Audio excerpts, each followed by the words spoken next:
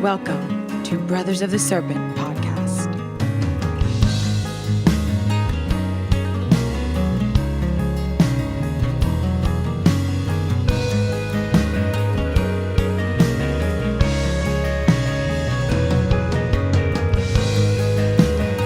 And welcome back, folks. It is your favorite Serpentine siblings, Brothers of the Serpent podcast.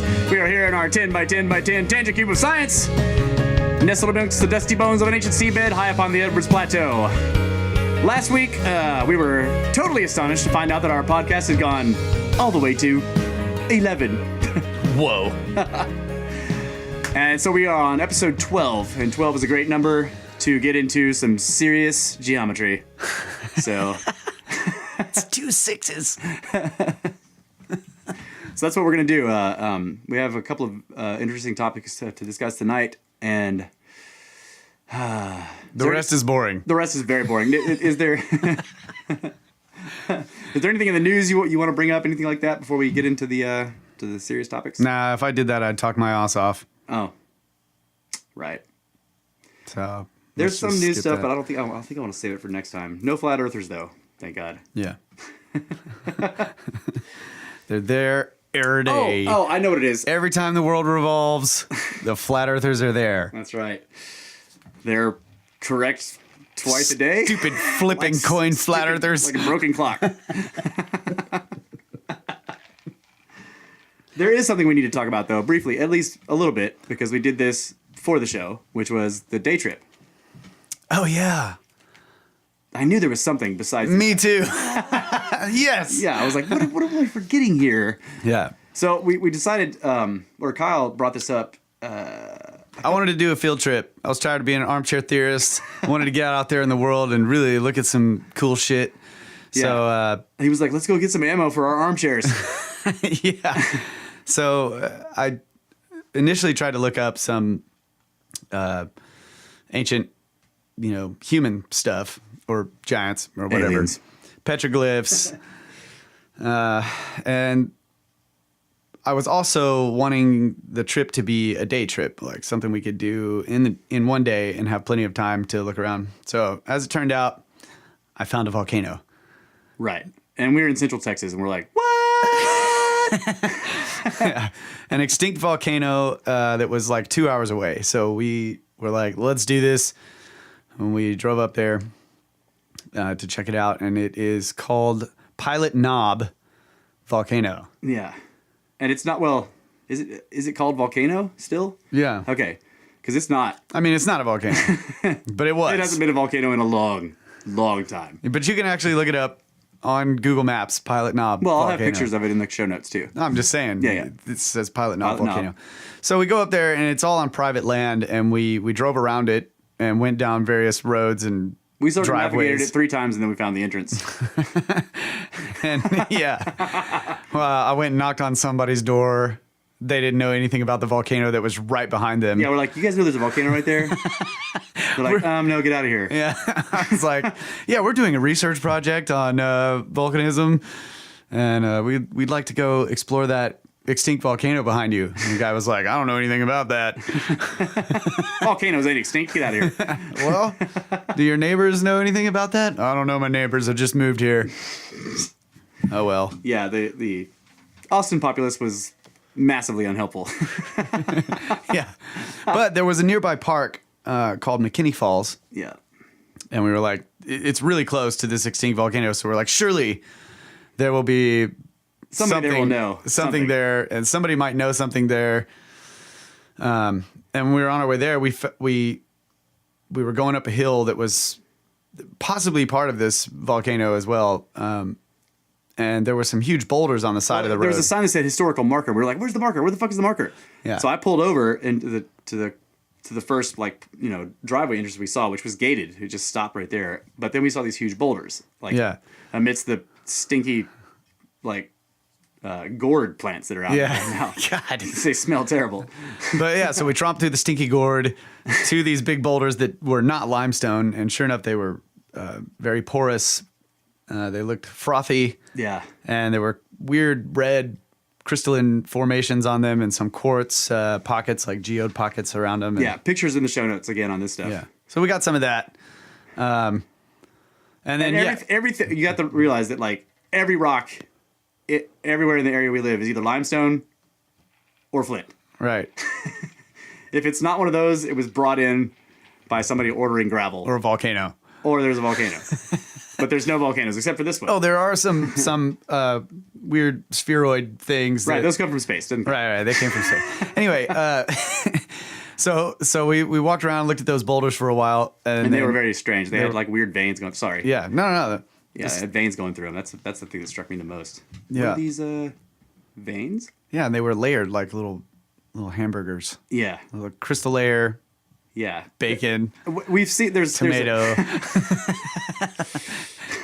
Volca sandwiches. Yeah. Yeah. Seafood sandwiches, really. Well, we've seen different types of coral and other fossils that are here in the limestone, and it looked like, at least on one of these boulders, that same coral had gotten trapped in the. You remember the little tubers? Yeah, the tubers that I'm not sure what they are, but we see them in the limestone all the time. They had really, really well-defined little striations on them or whatever going up the... Yeah. It kind of looked like coral. It looked a lot like coral. Right. So we saw one of those on top of them. And so like, it kind of looked like these boulders were the results of pyroclastic flow. Like, it wasn't actual lava. It was pyroclastic stuff that flowed out over to the inland sea that was supposedly here at the time, because there was supposedly a shallow ocean covering most of this area. Yeah. We actually did find the historical marker too. We went. We left that place with the boulders and we went back to where we saw the sign that said historical marker. Sure enough, I find it and it's a farm. And it's like, this farm has been owned by the same family for a long time. End of historical marker. Leave now. So we're like, well, let's drive to that farm because it's towards the volcano. It's really old and they've been here a long time and there's a volcano right here. So surely they know. Yeah. And we went up to a gate that was like, stop, turn around, go away. That's right. So we finally decided to go to McKinney Falls State Park. And first thing we did inside the gate, we asked the guy that we were buying the ticket from. We were buying the tickets from the guy, and we're like, "So, you know anything about the extinct volcano right over the hill over there?" He's like, "No, actually, I don't. I'm new here." Like, damn. Like, are you new to Austin? But he told us just like the guy whose door I knocked on at his house. He's like, "Yeah, I just moved here." Yeah, I just moved here. Everybody just moved here, apparently. So we go. I don't know anything about volcano. I just got here. So we go into the I don't know what it is. The main entrance building. Where they've got where you can go in there and get information overnight tickets and stuff. Yeah, and a drink for $5. Anyway, yeah. I asked the guy behind the desk, so what's the deal with the volcano? And he's like, yeah, well, it is extinct. He starts giving him all these weird statistics, and then eventually he's like, so what you can do is just check Wikipedia, which is what I just did. And I was like, okay, snark from the park. That's all we know. It's on Wikipedia. I was like, okay. We were walking out and Kyle's like, Wikipedia's not a real source.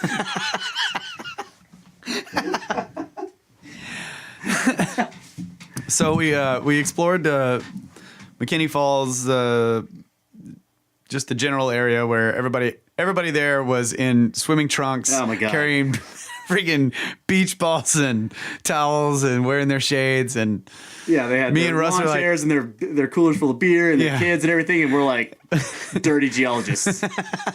Sweaty. Yeah, pants, boots, shirts, hats. Obviously, no intention of swimming anywhere ever. And we went hiking around on this place, and we did end up finding some cool stuff. A rock wall that the park apparently was just like, this rock wall's in the way. Yeah. So they just plowed a road through it, put a freaking cul-de-sac through it. Yeah. They had a little path along a massive boulder, this huge rock outcrop that stuck out above the river, and the rock wall continues along this thing all the way to the edge of a 30-foot cliff. Yeah. And they were like, push these stupid rock wall out of the way for our pedestrian footpath.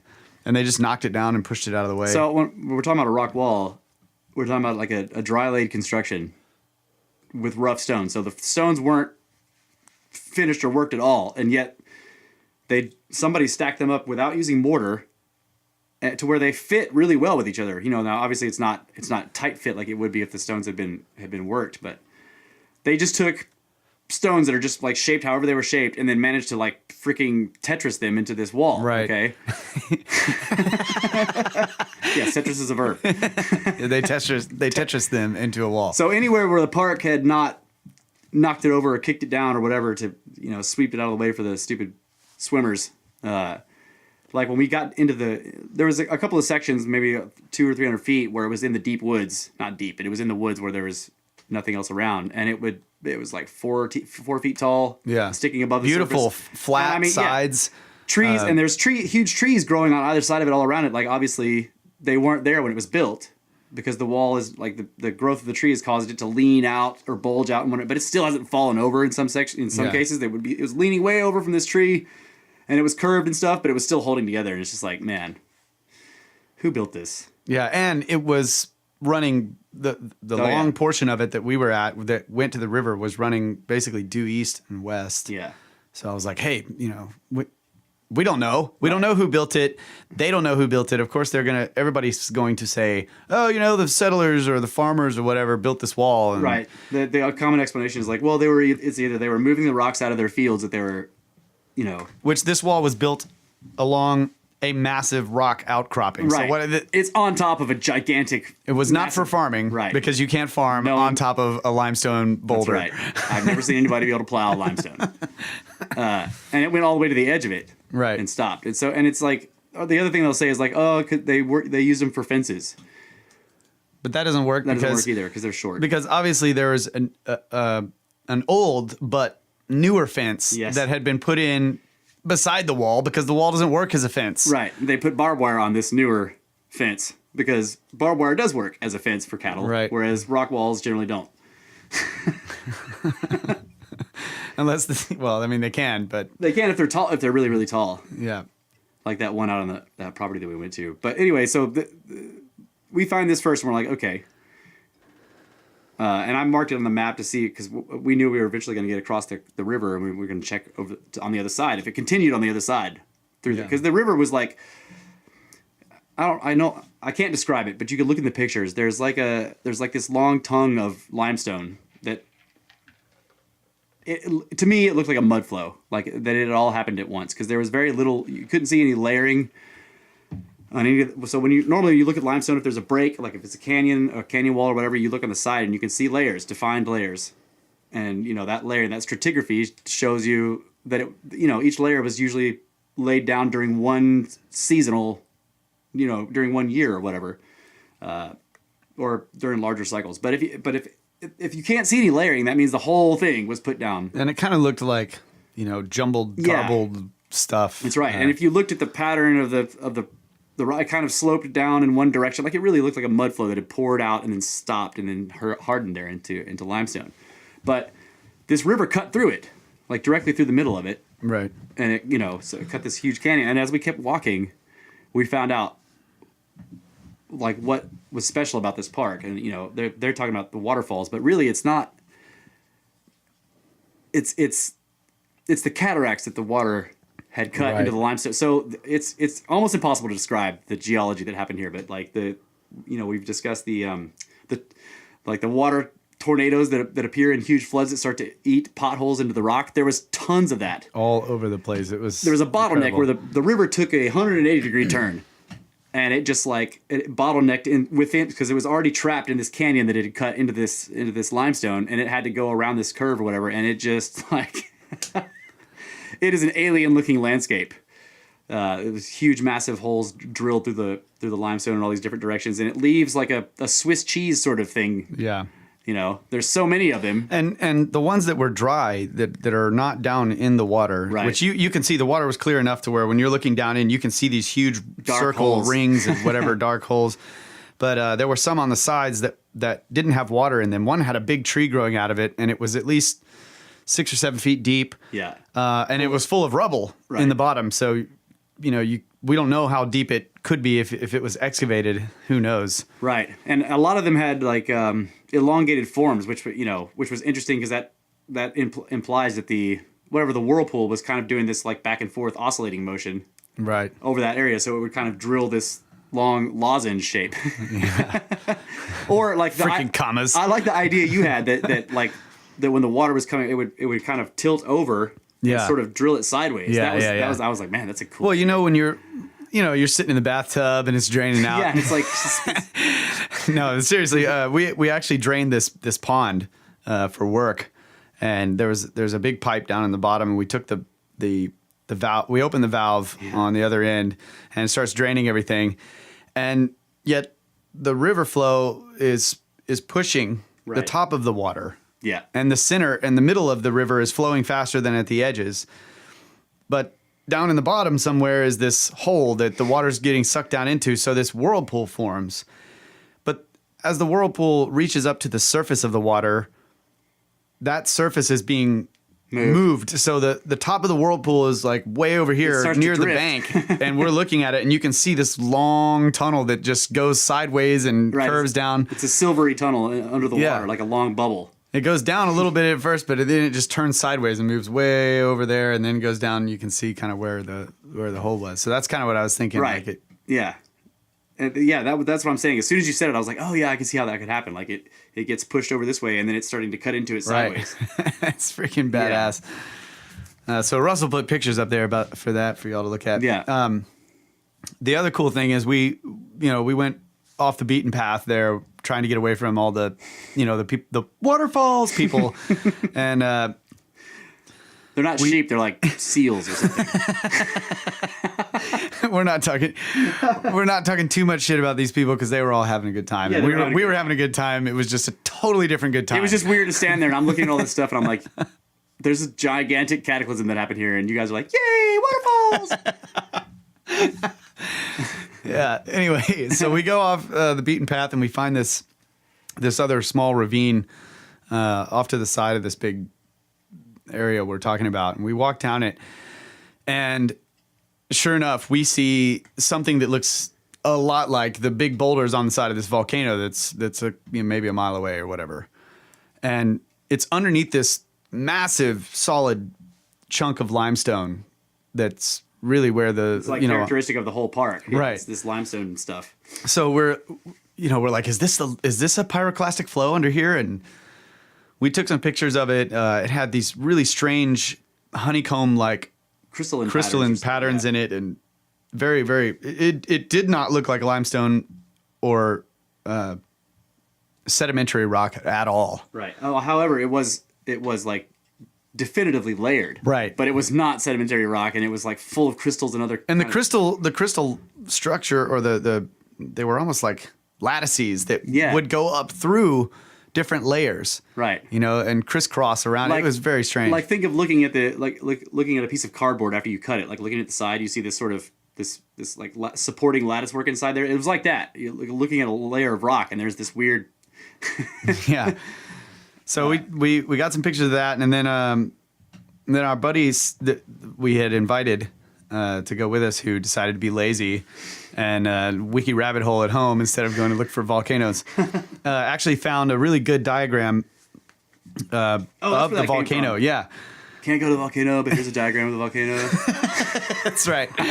So he linked it to me, and sure enough, we see the pyroclastic flow on the side of this diagram shows it going all the way under the ground, and then resurfacing somewhere in the bed of Onion Creek, which is the creek bed we were in when we found that.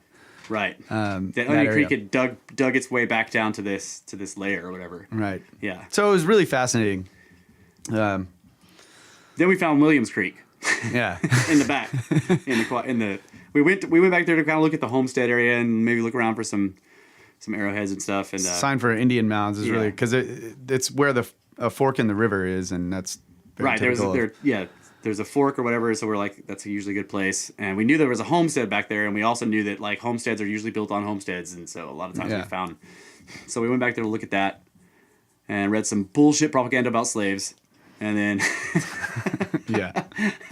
like seriously, and then we found Williams Creek back there, which when we first found it was like we were on top of we were looking down at it from maybe 50 feet, 30 to 50 feet. And I was like, I really hope this isn't an overhang we're standing on. Because it was all dirt. Yeah. We worked our way, we walked down the trail farther, and like we got down there without having to rappel down this cliff. But then when we got back to where we were looking up at the cliff, it was totally an overhang. Yeah, we're standing by these trees thinking we're safe here. But Yeah, no, the trees were over nothing. We got some pictures of that too. and then we found some really awesome fossils down in that. There was a big layer about 6 feet high in the cliff wall. It became clay all the way down to the riverbed. This gray, solid clay. So coming up from the river, it was like this weird gray clay, and then from that all the way up to the top of the cliff was like obviously river or flood droppings. Right, Rounded river rocks rounded rocks. and, yeah, dirt. But below that, there's this weird clay stuff. That was I don't know. Yeah, and there were these huge toenail-looking, like, they were clamshells, but they have like the spiral at the very end of them. Yeah. And we'll put some pictures of these on there. They're really cool. I can't remember what they're called, of course. Right. But I find one that's about the size of my hand. I'm like, oh my god! Oh! And then like a little while later, we find a way bigger one, and I'm like, throw that one down. Yes! And then I'm like, wow, look at this one. Holy fuck! They were everywhere. Yeah, they were all over the And then place. Russ is like, are they coming out of this clay? And I'm like, no. Of course they're not. They're not coming out of the clay. And then the next thing I know, I see one sticking out of the clay, like 2 feet down from the top of the clay. I'm like, holy shit, they are coming out of the clay. Dug one out of there, and then we started to see them all in the clay everywhere. a bunch of other stuff, that these imprints, Russ was calling them shadows of... Because I like to be creepy like that. Yeah, he's like, they're just shadows of the life forms that lived here before. Because it was literally this impression. You could see the entire face of a shell, no color, no material. It was all clay, but you could see the whole imprint of it. And yet the clay, you could see like a portion of it, and there's like clay on top of the other portion, and you could peel that clay off of the top of that imprint and see show the rest of it. But the clay that you picked up had no shell material in it. It was very strange. It's like you would think that you would see there would be some remnants of the creature in there if you knew that it was sandwiched between these two layers. But you peel it up and there would be nothing, but there would still be the imprint. Yeah. On both sides, but no material. And Russ says shadows. Yeah. Was there shadows? Well, because sometimes that stuff really bothers it. Shell shadows of the world that has passed. And I'm just like, shut up, dude. When they're there everywhere. too shall be shadows, not but shadows in the clay. Billions of creatures, just shadows now in this clay. That's right. Yeah. And I mean, it's just. We were afraid we got chiggers all over us, so we sat in the river and let the minnows eat them off us. And then we went home. Yep. And it was a great day. It was a good day. And that last part is true. All you skirptards out there, we were like, let's just sit down in this pool for a little bit and cool off. And after we were in there for like 5 minutes, all these minnows showed up, and they were like, "What's up, guys?" And then they started to like just nibble. And it didn't hurt, but it was like at first it was weird. It was like, "Oh." The first one like bit my leg. I was like, "Ah!" And then it came back, and so I was like, it's not gonna hurt me, all Whatever, right." yeah. And then bam, we're just surrounded Yeah. by hundreds of them. They're all 900, 476. And then I was like, maybe they're eating the chiggers off of us. I was like, oh my god, please let that be happening. So we sat there for like another 20 minutes, just letting them do it. Please get them all. Yeah, so that was a good day trip, and I think we've got another one planned. We're gonna go to Rock Springs is one. we're of them. gonna check out Devil's Sinkhole, and probably never come back because you never come back from stuff with devil in the name, according to 411. Yeah. So yeah, we're gonna check that out, and we'll tell you guys about that next week. So stay tuned Yeah, if we actually get to do it next week. if we actually come back. If we come back. What are we at here? We got 6 minutes. Yeah, so now nobody can talk a bunch of shit about how we just sit around here and look at pictures on the internet and don't ever do anything and think we know everything, because we know that we don't know shit. And we do stuff. Well, they can still do that because we do still do that. Yeah, wait, what? Right? Like, they can say, like, those guys just fucking sit around and they look at pictures on the internet and they don't know anything. And we're like, that's right. But we went to this place the other day and we still don't know anything. But we did go to that place.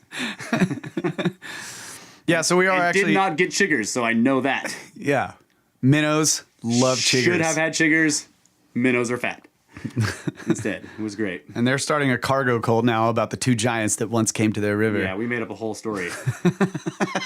An entire story, like this massive anthropological story of these minnows. Because they're trapped. We were tired as fuck on the way home too, so we were just like, we weren't talking about anything at first, and I was like, man, we have 2 hours to drive after all that.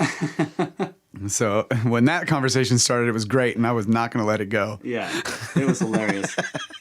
There's two giant buttholes in that river that they're going to be like revering for the next 10,000 years to them, whatever, like 4 weeks or whatever. Yeah, it is to them. But they're also trapped in their little segments because the river was really low. So if there's like a pool and the water flows or whatever, but then it either disappears beneath gravel for a while, or it gets too shallow for anything to swim in it. So these fish are like, their whole world is like 50 feet of riverbed, and obviously, just based on what we know from humans, there's nothing else outside of that. I mean, that's the world. Yeah, that's it. The fucking world. Don't tell me about weird aliens coming from space that doesn't exist. Right. Step above the mirror thing. Of freaking flat river fish. Food doesn't fall from heaven. There is no such thing as giants. Until there are. But these two giants showed up and they provided all these chiggers for food. And it was the golden age. That's right. And they were the first minnows. And it has already passed. In the time of the first minnows. And what were the fish that were just watching? They were like little perch. Yeah. Yeah, they were weird. Like all these minnows are all over, like just like munching out or whatever. And there's the perch like just chilling. The perch just like shows up and sits like right in the middle and just watches. It does not. It's just like very still and just watches. And I was like, they're the lifeguards. Yeah. No splashing, no diving. Anyway, the story is dumb, but it was hilarious. Yeah. So, dumb stories are hilarious. Dumb stories are hilarious, but usually you had to be there. So we probably should spare them that because they weren't. So yes, on the topic of volcanoes, though, I did read that there have been like 462, possibly more, but by this point, earthquakes in Yellowstone under the supervolcano, around the supervolcano for the last week. Oh, that's a lot. Earthquake swarms. Yeah, so they said that one of the stories I read said that, they're like, there's been over 400 earthquakes in the Yellowstone and under this supervolcano, and we don't know what's going on. But this is a very normal occurrence. It happens all the time. It happened last year. It wasn't that many, though. There was a whole lot, but, this is pretty normal. Every Yellowstone earthquake swarm story is schizophrenic or has multiple personality. Like every one of them, they're like, oh my God, there's so many earthquakes, but it's totally normal. This happens all the time. But man, there's never been this many, but it's okay. We see a lot sometimes. And there was like 4.5 magnitude once. Well, last time there was maybe a 4.4 magnitude. So it's really not that big of a deal, but still. This time I got like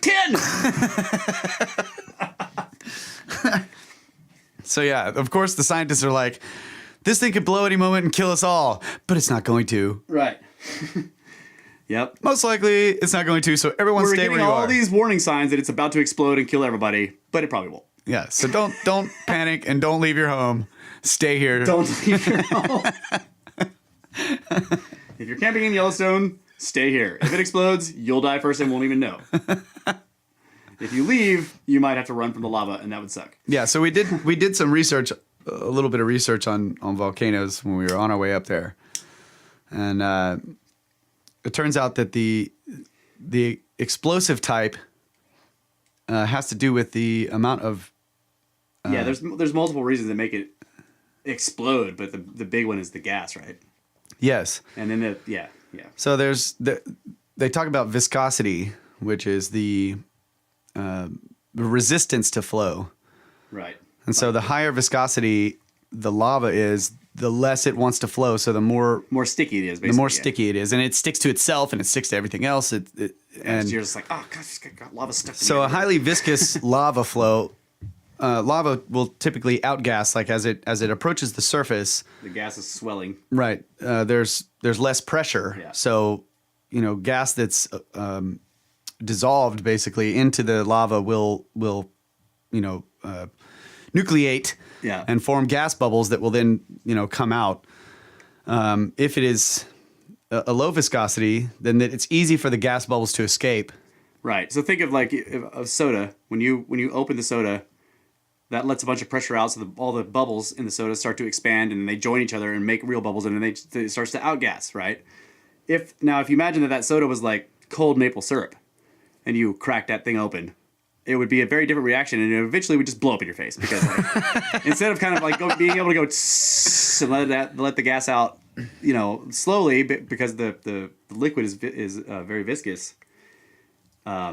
It would kind of tend to gather, and it would reach a sort of catastrophic point where it would all come out all at once and blow up in your face. So. Right, and that's basically has to do something with I can't remember what the material is. Silica. Yeah, dissolved into that's part of the lava. Okay, right. So in Yellowstone, it is incredibly high silica type. It's an explosive type. Okay, so it's like it can build up. When the lava is approaching the surface, the gas can't escape, and it can't escape, and it can't escape. So it's very viscous, is what you're saying. Yes, and eventually, blammo, it explodes. Yeah, and Yellowstone is weird too, because when I looked at it, I was like, what are they saying? This is a super volcano. There's no fucking mountains in Yellowstone. I'm thinking of Yellowstone, and it's like there's all these volcanic features, but they're not. They're not. Because the last time it went off, it blew that mountain away. The mountain was like. So Yellowstone is kind of like a big basin. It's a depression.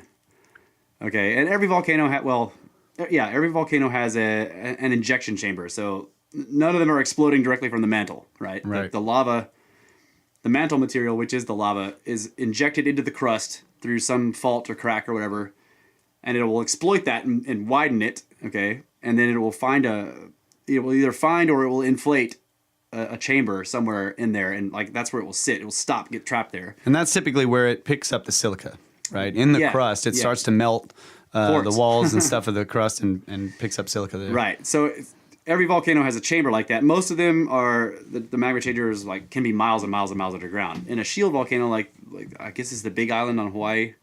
That's called a shield volcano. They're humongous because the magma chamber is actually inside the mountain. Okay. Okay. So that's why they're so huge. Like the mountain is actually.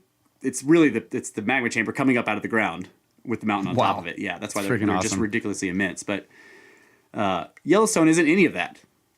Yellowstone is actually a completely different kind, a supervolcano, and they may not ever build mountains because the injection chambers on supervolcanoes are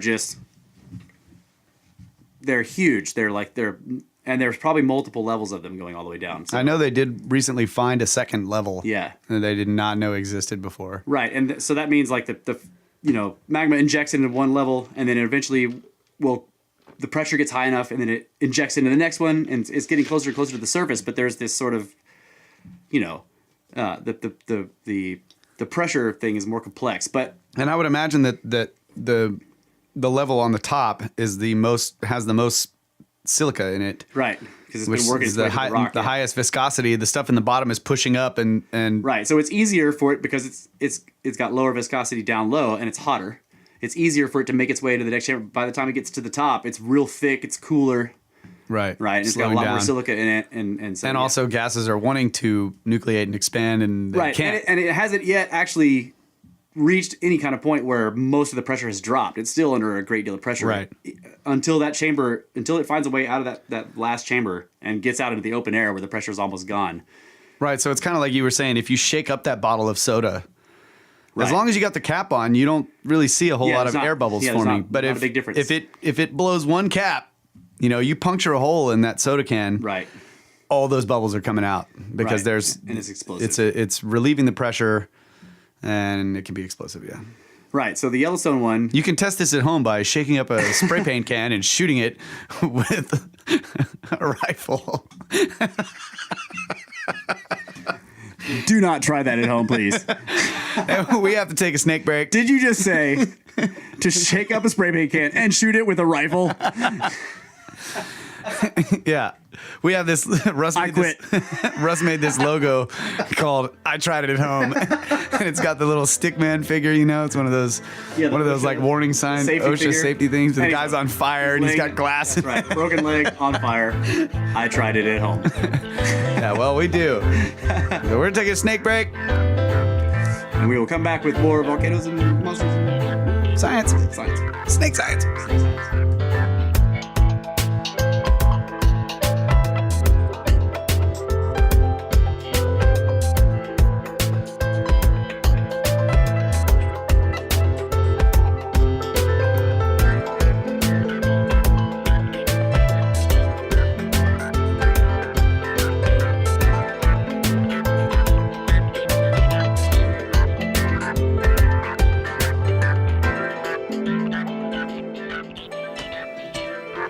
Welcome back, ladies and gentlemen. Limitless conversation between two limited individuals. Snake Bros podcast. Snakes! About anything and everything, but particularly those great mysteries that reach to us from the greatest antiquity. And those mysteries that we reach for with our greatest technology. Sometimes they're both the same thing. That is true. That is true. So, you have anything left you want to say about massive explosions of magma? Well, I have a pet theory about Yellowstone and I've actually posted it on some geology. I don't think it was a forum. I don't remember how I got there, but it was actual geologists and other people, other competent, qualified, accredited people talking about Yellowstone and its possibility of being a supervolcano, and they were throwing, science back and forth at each other. And I came there and I was like, so, hey guys, I have this idea. And I was basically saying, so because the structure of Yellowstone, at least from the surface, the area nearest the surface, it doesn't look like a standard magma chamber, which is usually vertical in structure. Some of them can be massive in width as well, but a lot of times they have a vertical structure, right? The magma is exploiting cracks in the rock or whatever, some kind of fault. But Yellowstone is like a lake of magma. It's this massive, wide, I can't remember the dimensions, but it's really huge. It's miles and miles and miles in width across from one end to the other. So it's underneath most of the park. It's a huge, and cough button. Right. It's so periodic.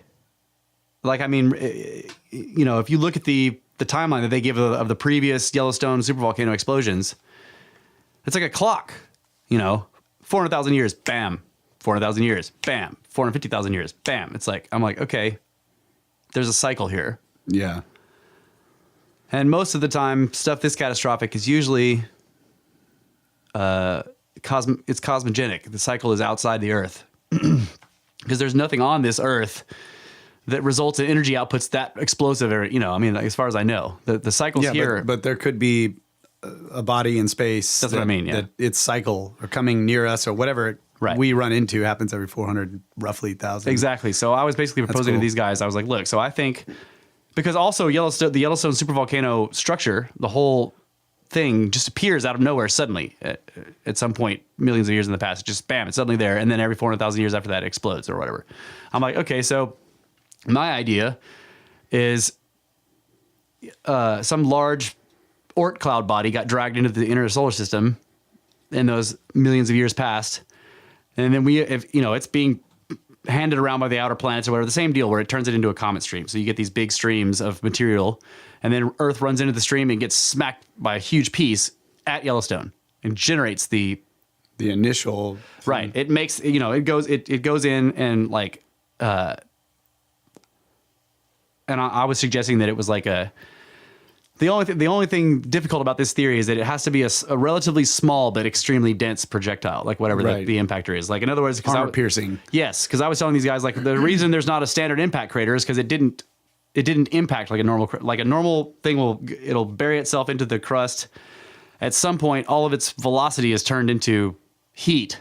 So it stops moving forward in the crust and then it just explodes. Mm-hmm. But if you have some like incredibly dense, I don't know, core material, let's say there's core material of another planet out there in those, right? So this is now a metallic solid. It's like an armor-piercing bullet. It could penetrate all the way to the magma. So there would be no typical crater structure of the explosion, like the big bowl with the uplifted layers at the edges, which is a typical crater structure. Instead, you would have this series of holes, or a series of open chambers, because as the thing penetrates the crust, it is going to like bits of it are going to ablate off, and then explode and create these open holes. But basically, it creates a channel all the way down to the magma. The magma responds by backfilling, fills up all these chambers, and then we have the first Yellowstone supervolcano explosion. Okay, and then every 400,000 years or so, when we come back into the gravitic, like, I don't know, I was thinking it was gravity because I can't suggest that like something hits that same spot every 400,000 years, but I can say that there's some large body out, and especially if it's core material, like heavy, incredibly dense, metallic, whatever, that it comes really close to us. And like, remember that the magma chamber of Yellowstone is a lake. It would be affected by tides. So if this very like dense thing comes nearby us, it would pull all the lava in the chamber over to one side as it went past, and it would come back, and that would be enough to crack the structure, and it would explode again. So I said that in this, I was like, I know this is completely out there, and like, but check this out. Hardcore material. Yeah, extremely hardcore material. Not safe for work. And actually, what was cool is like most of them were like, no, but there were two of them that told me that it was. They were like, well, I'll give you points for originality. I've never thought of a tidally activated volcano, you know. But then the other guy was like, well, magma it has to be affected by tides. And then they started talking about that because the Earth is pulled around, you know, the shape of the Earth is pulled around by the moon into this, and that's the magma. Right. And and they're like, yeah, so it is affected by tides. And then so they started asking each other, well, what does the moon tides do to this lake? And they went off in a bunch of math, and I was like, okay, I'll see you guys later. Because they were actually looking at it. They're like, they started to say that because they're like all the stuff that you see on the calculations of this lake exploding. They're saying that the slightest disturbance in this massive amount of because it's a huge, heavy amount of rock in this chamber. They're like, the slightest disturbance in it will cause it to explode. And all of a sudden, these guys are like, wait, tides, fuck, right? So now they're like doing all these calculations. So I left them at it, but it was pretty cool. That's cool. Yeah, they thought my theory was crap, but somehow I got them to see that like tides will affect that freaking lake. Yeah, that's magma. really interesting. I never thought of that. So anyway, lava tides. I bet my theory is true. Well, how do you guys think it got started? Get out of here, kid. Oh yeah, there's one thing I want to mention, totally off this topic, but last segment. I tried a different microphone for Russ, and it's always on me. Here, Russ. Yeah. Well, it's the same type of microphone that I'm using, and it turned out to not sound very good. I listened back, and so if you're wondering why the first segment Russ sounded like he was in a tin can, it's because I was in a tin can. Yeah, and I didn't mic it well. Yeah, I didn't like the way this mic picked it up. The mic was dumb, but it didn't work very well. But that tin can was a really bad idea. But I still would like to thank Smith Sonic Studios for once again providing us with another mic that we can't use. Yeah. Plus more. I love that logo. Smith Sonic Studios, where musicians go to kick ass. Plus more. Yes. So, anything else on that? No, I think I'm done with the volcanoes and stuff. It was a great day trip. We're going to do some more. So. Yeah. Cool. I would really like to get into this other thing that I've been thinking about past couple of days. Go for it. So I was driving to work the other morning, and not this story again. The same story. And I was just looking at all the green, you know, the all the green and the plants and everything out in the hills and the trees and the grass and all this stuff. I started thinking about what is it about all of these plants that, you know, it's like this green color is like the sign or symbol sort of to us of life, plant life. And I'm sure a bunch of you right now are like, chlorophyll. Or go. Green means go. But really that, you know, I was just thinking about it in terms of why does this stuff reflect green? Okay. And I just wanted to look into it some more. So I started looking into it, and this led me down a rabbit hole, and I'm going to take you with me. Yeah, now I would say like the whole people saying chlorophyll is correct, but that's not what you're talking about. You're not saying like, you're not asking why. How should I put this? There's something of agency in this, right? There's some idea of like there's a reason that it's green, and it's not just because the molecules are like this and that. So it just so happens it's green. Is that what you're saying? That there's a reason more than just like, you know, because chlorophyll reflects green? I guess what I was trying to look into was what's the significance of the fact that it is green. Okay. Or maybe, and okay, because I'm into resonance, right? I like to look at things in terms of resonance, in terms of vibration. So I can't say that I was thinking specifically that, no, but I was just wanting to look into it, like wonder what, what is it? And it doesn't matter what it could have been some other molecule or whatever it was. It's just like, what is it about that makes it green? That, So I started looking into it, and I looked into the visible spectrum, the human visible spectrum. And it turns out that there are basically 7 primary colors that we see. And they start out low. On the low end is red to orange, yellow, green, cyan. Is that how you say that? Yeah. Blue and violet. Yeah, cyan is like a light blue, yeah. Yeah. So immediately there, the 7 colors made me think of the 7 notes in the musical scale, right? So these 7 notes in the musical scale correlate to each other in terms of their waves, the frequency and the wavelength of the frequencies of these notes. And once you get to the 8th note, like if you start out at 1 and you move up the scale, 1, 2, 3, 4, 5, 6, 7, do, re, mi, fa, sol, la, ti, the 8th note is again do. It's the same as the first, but it's an octave higher. So in terms of frequency and wavelength, it is either twice the frequency, it's twice the frequency and half the wavelength. So that if you have the first note, 1, and then you have the 8th note, they fit physically within each other. Like the 8th note has half the wavelength, so 2 of those wavelengths will fit perfectly into 1 wavelength of the first note. So you get the octave. They sound the same, but one's higher than the other. And I don't know how a better way to describe that, but it's like the way I've always thought of it in music is that it's the same note, but it's called an octave, right? So you can have on a piano, if you think of a piano, you have the key of C down there. And then the octave above that is another C. The octave above that is another C. And so on. Forget that one little messed up note there. A little bit of dissonance in that. Yeah, so it's like they're all the same note, but their wavelengths are each one is cut in half. So if you hear them played together, right. Won't do it. No, it's playing them both. Yeah. There it goes, yeah.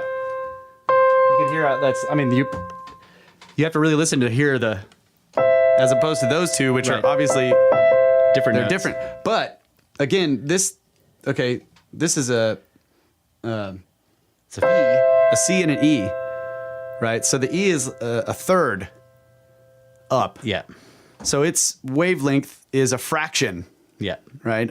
And so it still fits into it, but there's, it fits into it in a different fraction. It's not two. I'll have graphs and stuff when you can look in the show notes and see what we're talking about with the waves fitting in and stuff, and it'll be clear. Right. When you see it graphed out, it's a lot easier to understand. And working in a studio for years and years, I've learned to sort of understand waves through the visual representation on the computer. So forgive me if I'm not explaining this where you can understand it clearly just from hearing me talk. It's kind of hard. Just remember that there will be pictures of that. Yeah. That'll help. So back to the colors in visible light spectrum. Once again, there's 7 colors. So I correlate that to the musical scale, do, re, mi, fa, sol, la, ti, okay, from red to violet. So then I looked at ultraviolet, right? And it turns out that basically this is true when you ultraviolet, in the ultraviolet range is the octave of red. And let me pull this up on my phone here. Yeah. So you're saying that like once you get into the ultraviolet range, which is the light that is just above the human visual spectrum, you get another set of colors that are correlate to the ones we can see. It's just that they're an octave higher, so our eyes don't pick up the wavelengths. Right. They're just outside of our perceptive range. So when you think of in terms of sound, what we hear in sound is from 20 hertz to 20,000 hertz. Okay, so we hear multiple octaves in there, and you could say that at 20 hertz, the octave above 20 hertz is 40 hertz. Yeah. The octave above 40 hertz is 80 hertz. Right? Yep. And so on and so forth. So we hear many, many, many, many octaves. But in the light range, we only see within one. We can't actually see an entire octave. Right. And a rainbow is the whole octave. Right. Except that, well, we can't perceive the eighth note, which would actually be the octave of red. Oh, yeah. Okay. That's my point, is Yeah. that we only see the 7 steps. We can't see the eighth, which would be the repeating. The next red. Yeah. Exactly. So in the ultraviolet spectrum, I was thinking of it in terms of like, that's the next red. Yeah. So I looked at this to show you here. Well, I'll tell you about it. The wavelength, we'll talk about it in terms of wavelength. That's how long the wave is, obviously. So in red, we're looking at roughly 700 nanometers. And at violet, it's 400, roughly. Okay. So in order to see the octave of red, we would need to be able to see 350 nanometers. But the smallest we can see is 400. Right. So we can't quite see a whole octave in Right. color, and I just wonder how confusing that would be. You know, like If we could see many octaves, if you could see many octaves of color, maybe it wouldn't be confusing. I don't know. because some animals do. I mean, cats see into the near infrared and the near ultraviolet. Right. Like, in other words, they don't see the whole octaves outside, but they see a couple of notes on either They see side. below. Okay. Yeah. So when people listen to octaves, I've found that they don't. It's hard for people to distinguish. Yeah. The difference. Like when you were playing the two Right. notes here. That's Right. two notes. It's very difficult for most people to pick those two out. Yeah. So anyway, back to this green thing. So turns out chlorophyll, they say, has a green pigment, right? Well, really what's happening is that the vibration, I look at light in terms of vibration, the waves of light of the whole visible spectrum Nice pun there. are the waves of light in the whole visible spectrum coming down from the sun are hitting a leaf. And we see green because it's actually it's reflecting that frequency And absorbing of all light, and it's absorbing the others. So if you imagine that the molecule chlorophyll is absorbing these other frequencies, these other vibrations, that it's resonating at these notes. And what it says is that chlorophyll absorbs primarily blue, and then next red, and it doesn't absorb green, and it doesn't really absorb the colors that are close to green. Okay, so I wanted to give you an audio example of basically the resonant quality of chlorophyll using these. I wrote basically the red, orange, yellow, green, cyan, blue, and violet on the keyboard on starting at middle C. So basically, chlorophyll first absorbs blue and then red. So it's kind of that right there. And green is closer to blue. So if you than red is. So if you add orange to red, it's kind of like that. That's the. So I wonder if I recorded that and took that wave, you know, And then made it the right. analyzed that complex wave of those three notes, and then compared it to an analyzation of the chlorophyll resonance, if it would be. Yeah, if you mapped it shape or lengthwise to the nanometer sizes. Yes, you could exactly. probably, yeah. I bet you it would be Yes. freaking really close to the same thing. Yeah. So I just thought that was really cool. And also that basically throws the whole green energy thing in the trash, because the reason why that shit's green is because it's rejecting that. It's not turning green into fucking energy. right. It's right. turning blue All plants and red. reject green. That's what he's basically trying to say. Yes. The energy that chlorophyll is getting to fucking for photosynthesis is coming from red and blue, not green. This is a bunch of bullshit. I just thought that was really interesting. And that I wanted to give you that example of how I try to kind of look at things. Well, I want to hear what it's rejecting. Can you play? Let's play what it's reflecting back at us. Yeah, see, no one wants that. So that's yellow, green, and cyan. Yeah. Yeah, no one wants that. Yeah, it's like, get that out of here. But okay, so this is the other interesting thing. When you have notes that harmonize with each other, their energy is more sustainable. Okay, if you're a snowflake, you probably like that word.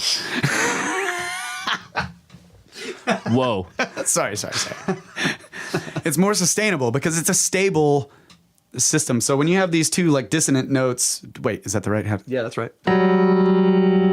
So there's like the two notes right next to each other, and there's this third, what they call a third beat, because the wavelengths of the first note and the second note don't really ever line up perfectly. Right. So they actually, when you merge them together, they create an entirely different wave that's called the third. Right, and it has to absorb the energy from both of those waves to create it, and it basically attenuates everything. Right, it's oscillating back and forth and go wow, wow, wow, wow, wow, wow, wow, wow. So it's not as stable, or maybe if that's the wrong word. That's kind of the way I look at it. As a harmony. That's correct. Or like a fifth. Right. Those aren't a little less stable. Those aren't the same wavelength. The wavelengths don't fit perfectly in, but they are. They're ratios. The way they fit is always the same. Right. In other words, there's a pattern there that develops. There's a pattern. And so that pattern repeats, and that makes it stable. Yeah. Right. So that got me looking into smell. And what? Yeah, sense of smell. Yeah. So we have hearing and sight.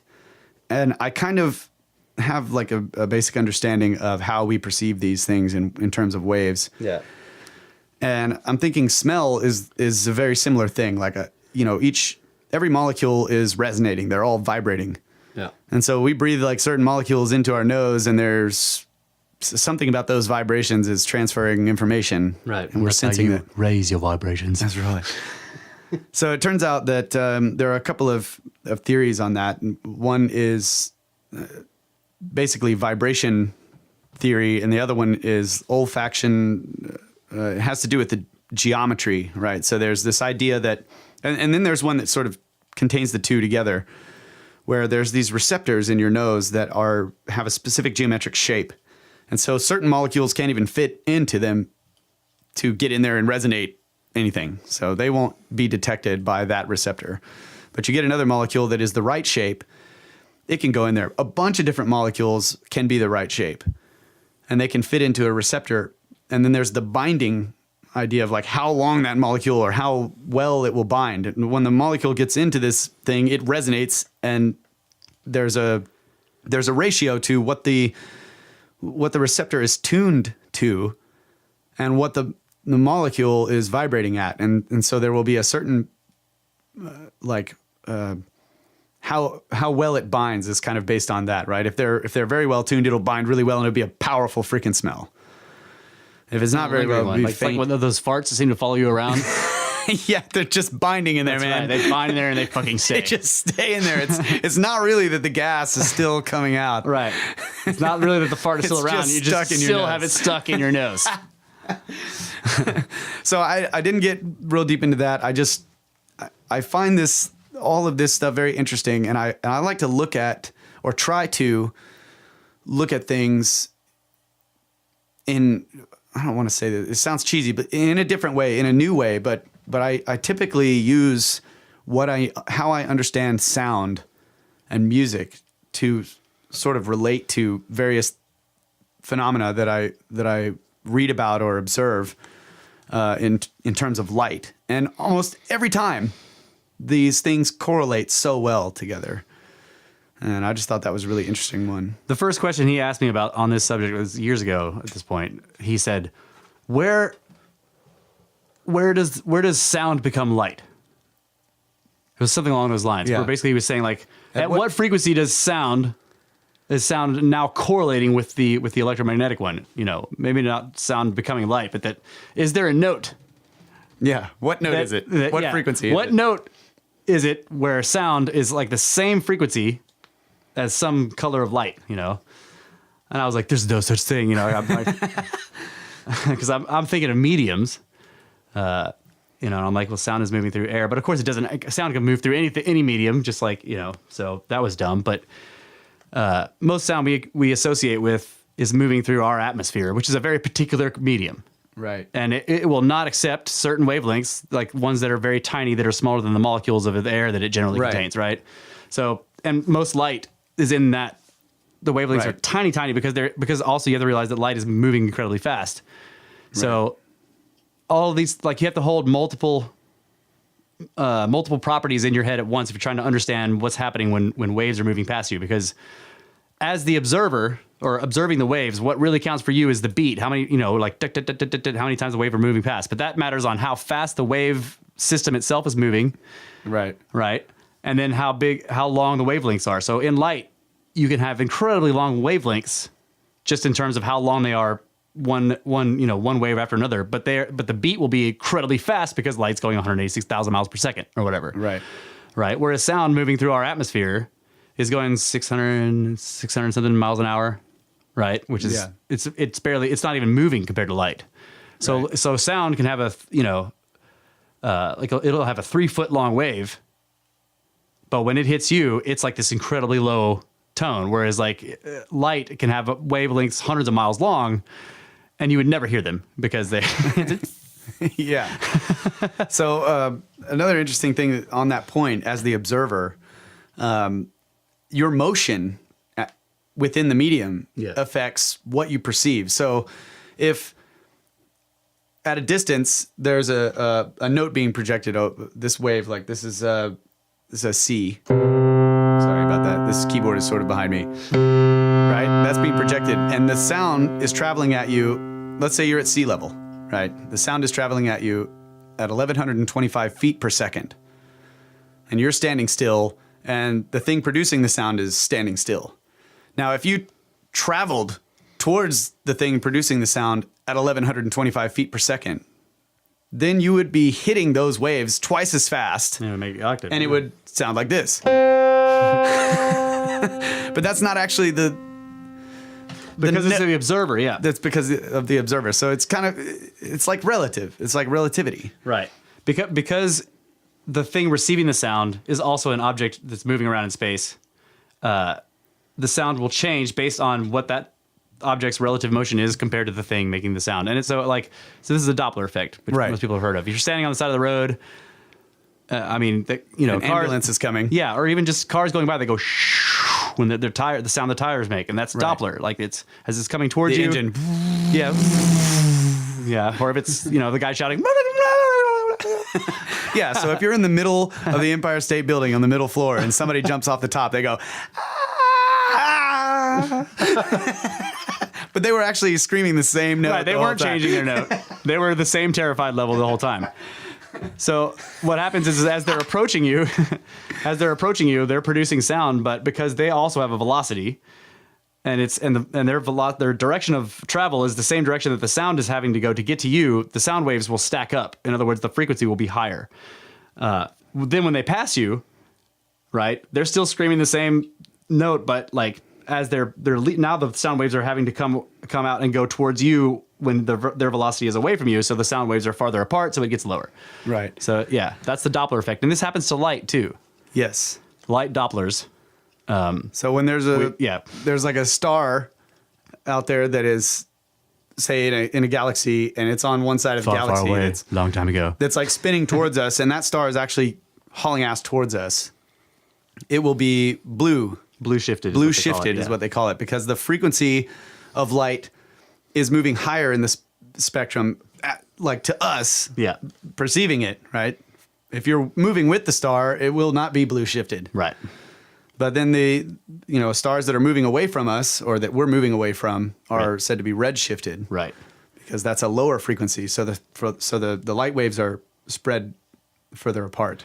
Right. So if you were, let's say that somehow our solar system, like with the sun and all the planets and everything, including Earth, somehow begins to accelerate at a massive rate away from the, just accelerates in some direction out into the universe, and the acceleration continues, then everything in front of us, everything in front of the direction of our travel, will begin to blue shift. Right. So the whole, all the stars and everything in that direction of the sky that we're looking at would begin to get brighter and bluer and weird, and they would sort of start to clump together too.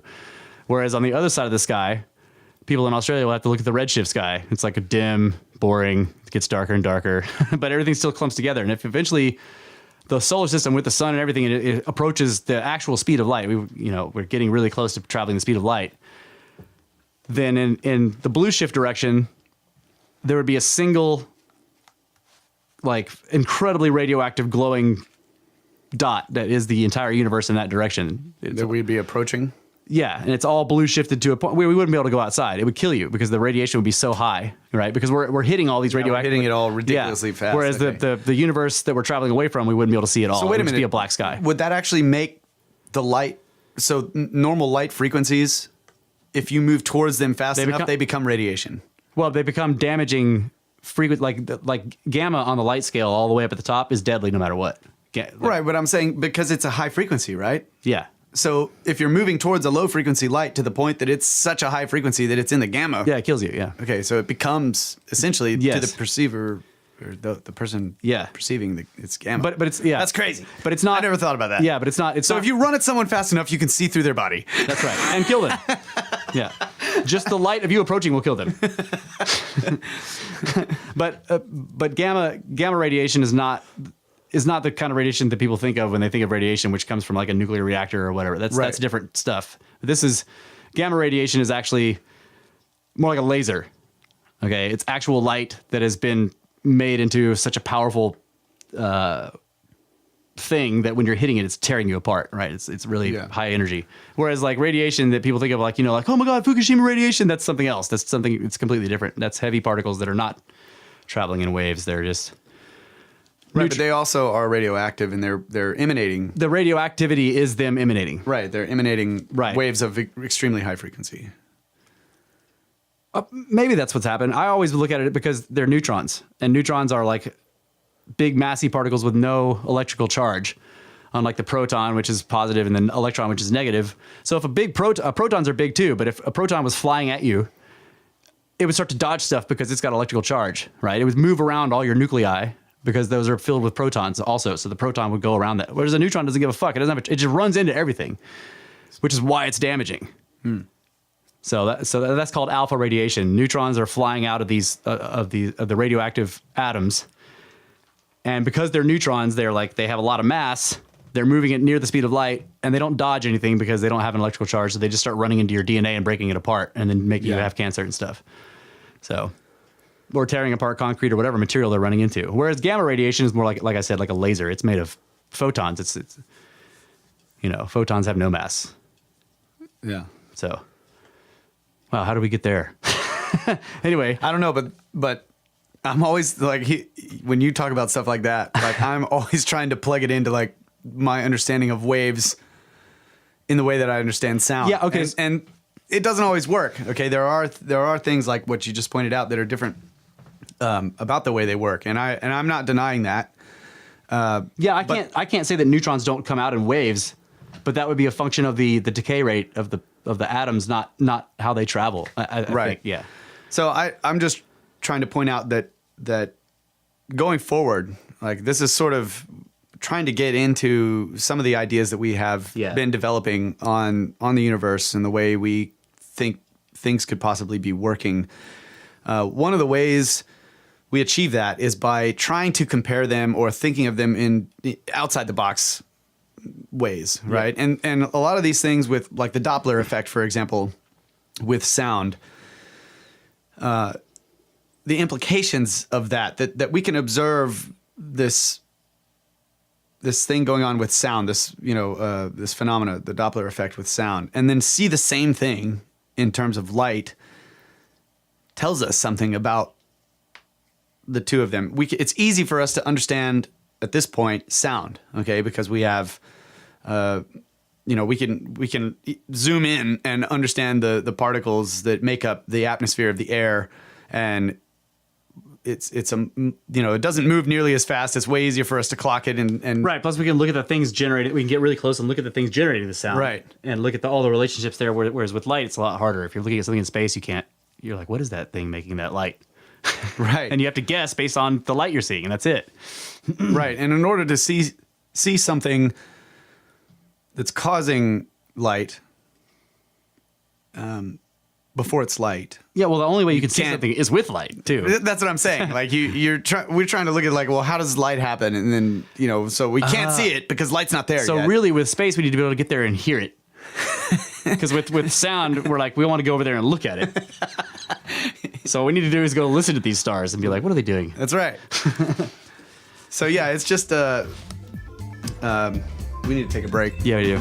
So I'm just guessing because the clock is yeah, it's behind me. Snake break time. snake break time. And we'll get more into this this strange universe stuff. Snakes.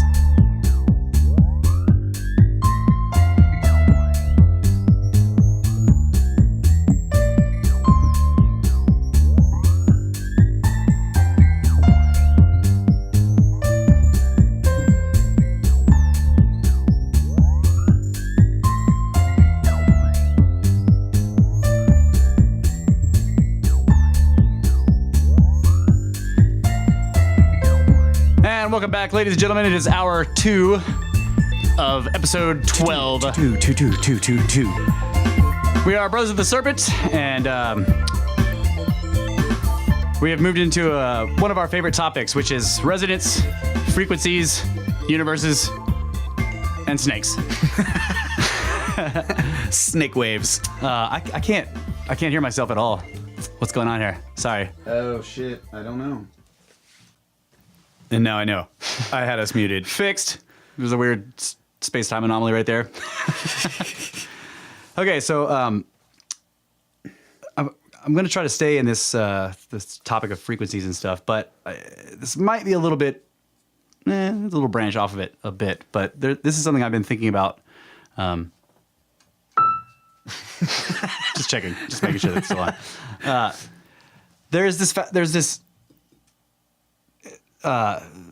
There seems to be a lot of attention paid to resonance in ancient structures. Now, we've talked a lot about various, like the pyramids and the some of the other stuff in Peru and everything, and the like the Hypogeum. I think we briefly got into in like episode 5 or 4 or something. Lithophonia. Yeah, lithophonics. But we haven't really touched on that. So these structures will have certain resonant or like reflective properties according to sound. So like one example is a lot of the Mayan sort of pyramid whatever they call them, the temples, the temples in the ziggurats that have the steps, the real steep steps going up the side.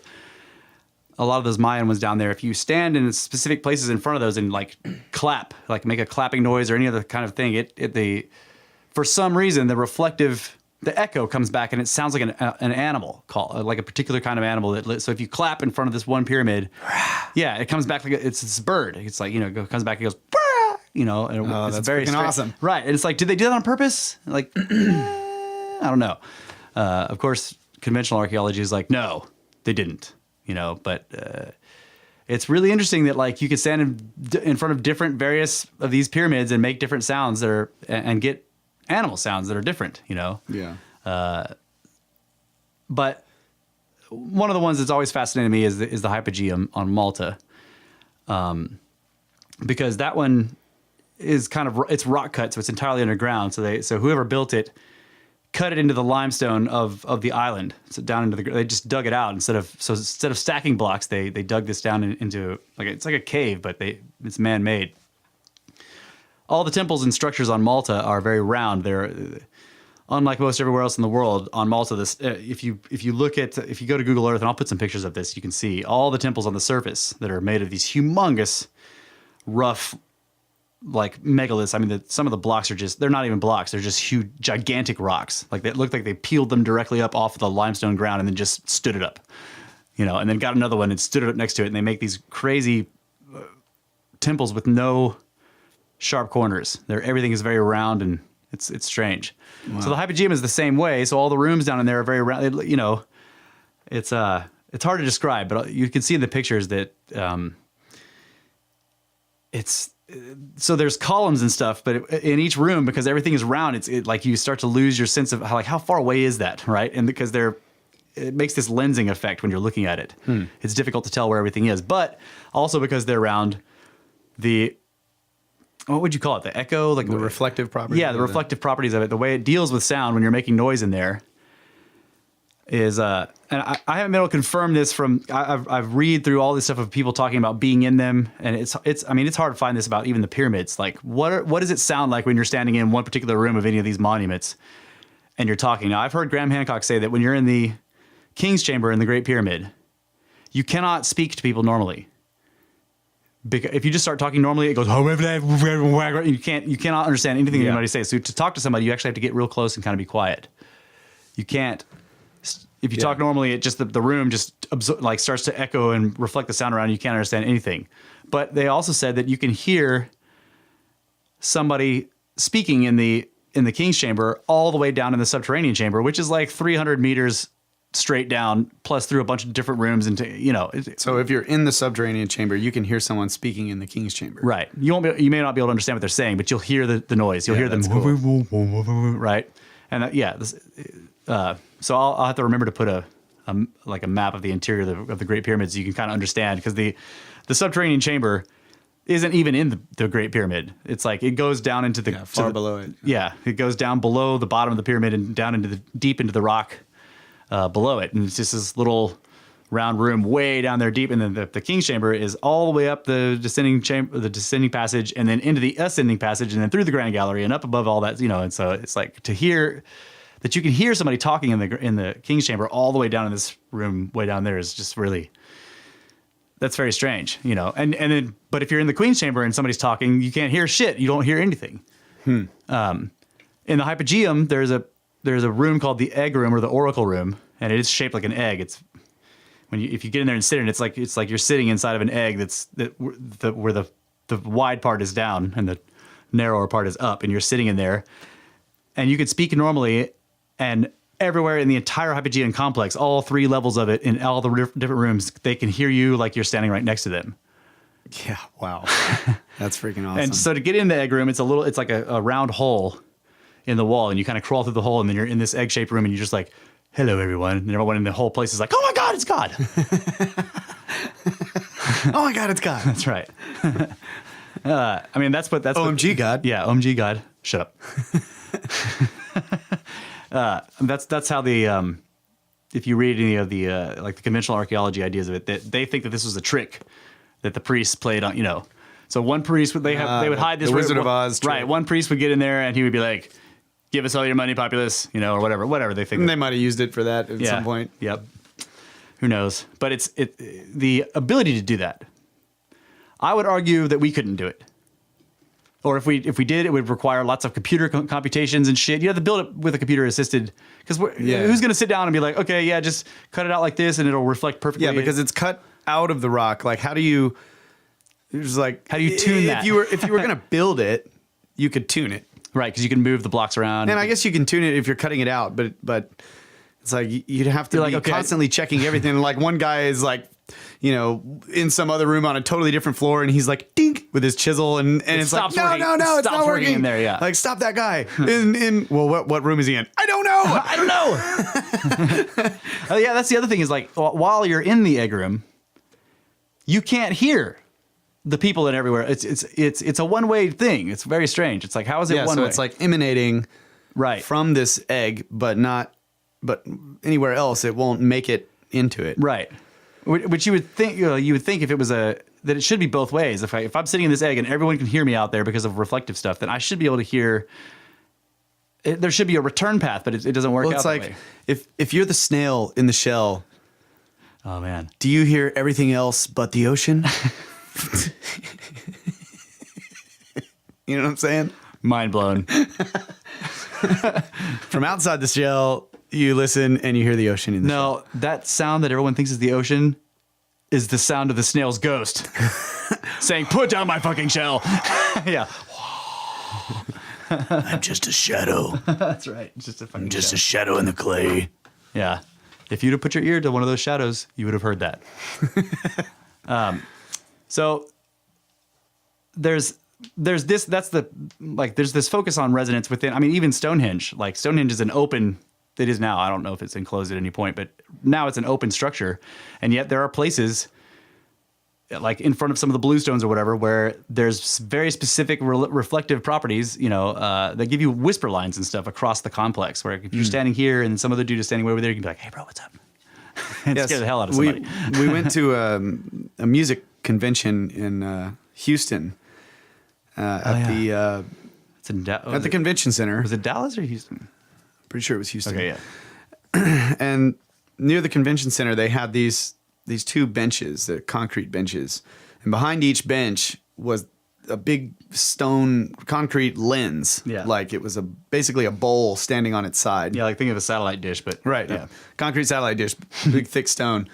What were they, like 8 feet tall or something they're like that? huge, yeah. Basically, when you sit down on the bench, your head is right about where Close the to the middle center of it, yeah. of the satellite dish shape is, and then I don't know how many feet, 100 feet away, is another one, and they're faced right at each other. And one person sits on the bench 100 feet away, and the other person sits on this one, and you can Speak just normally, talk like this, and there's traffic everywhere going all around. Yeah, You can hear each other. You can talk like that, and it sounds like the person is in both of your ears. Yeah. like right there.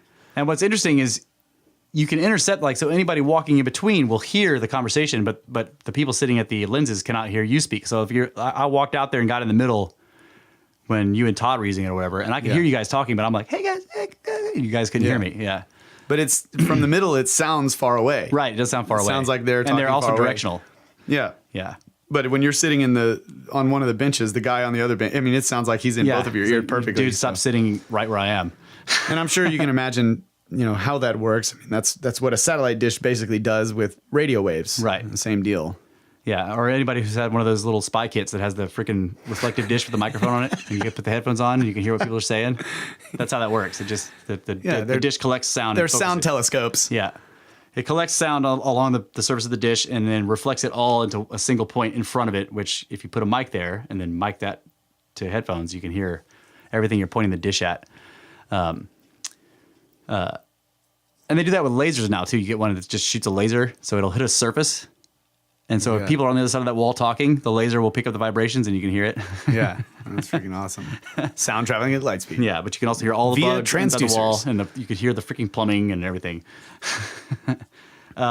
So the ancients, in a lot of these sites, seem to be focused on the sound, and that's not really surprising. It was surprising to me for a long time, but it's not as surprising now because I know a lot more about sacred geometry and the way that they looked at the world. Through that kind of concept, you can start to see how they would see this as sort of the same thing.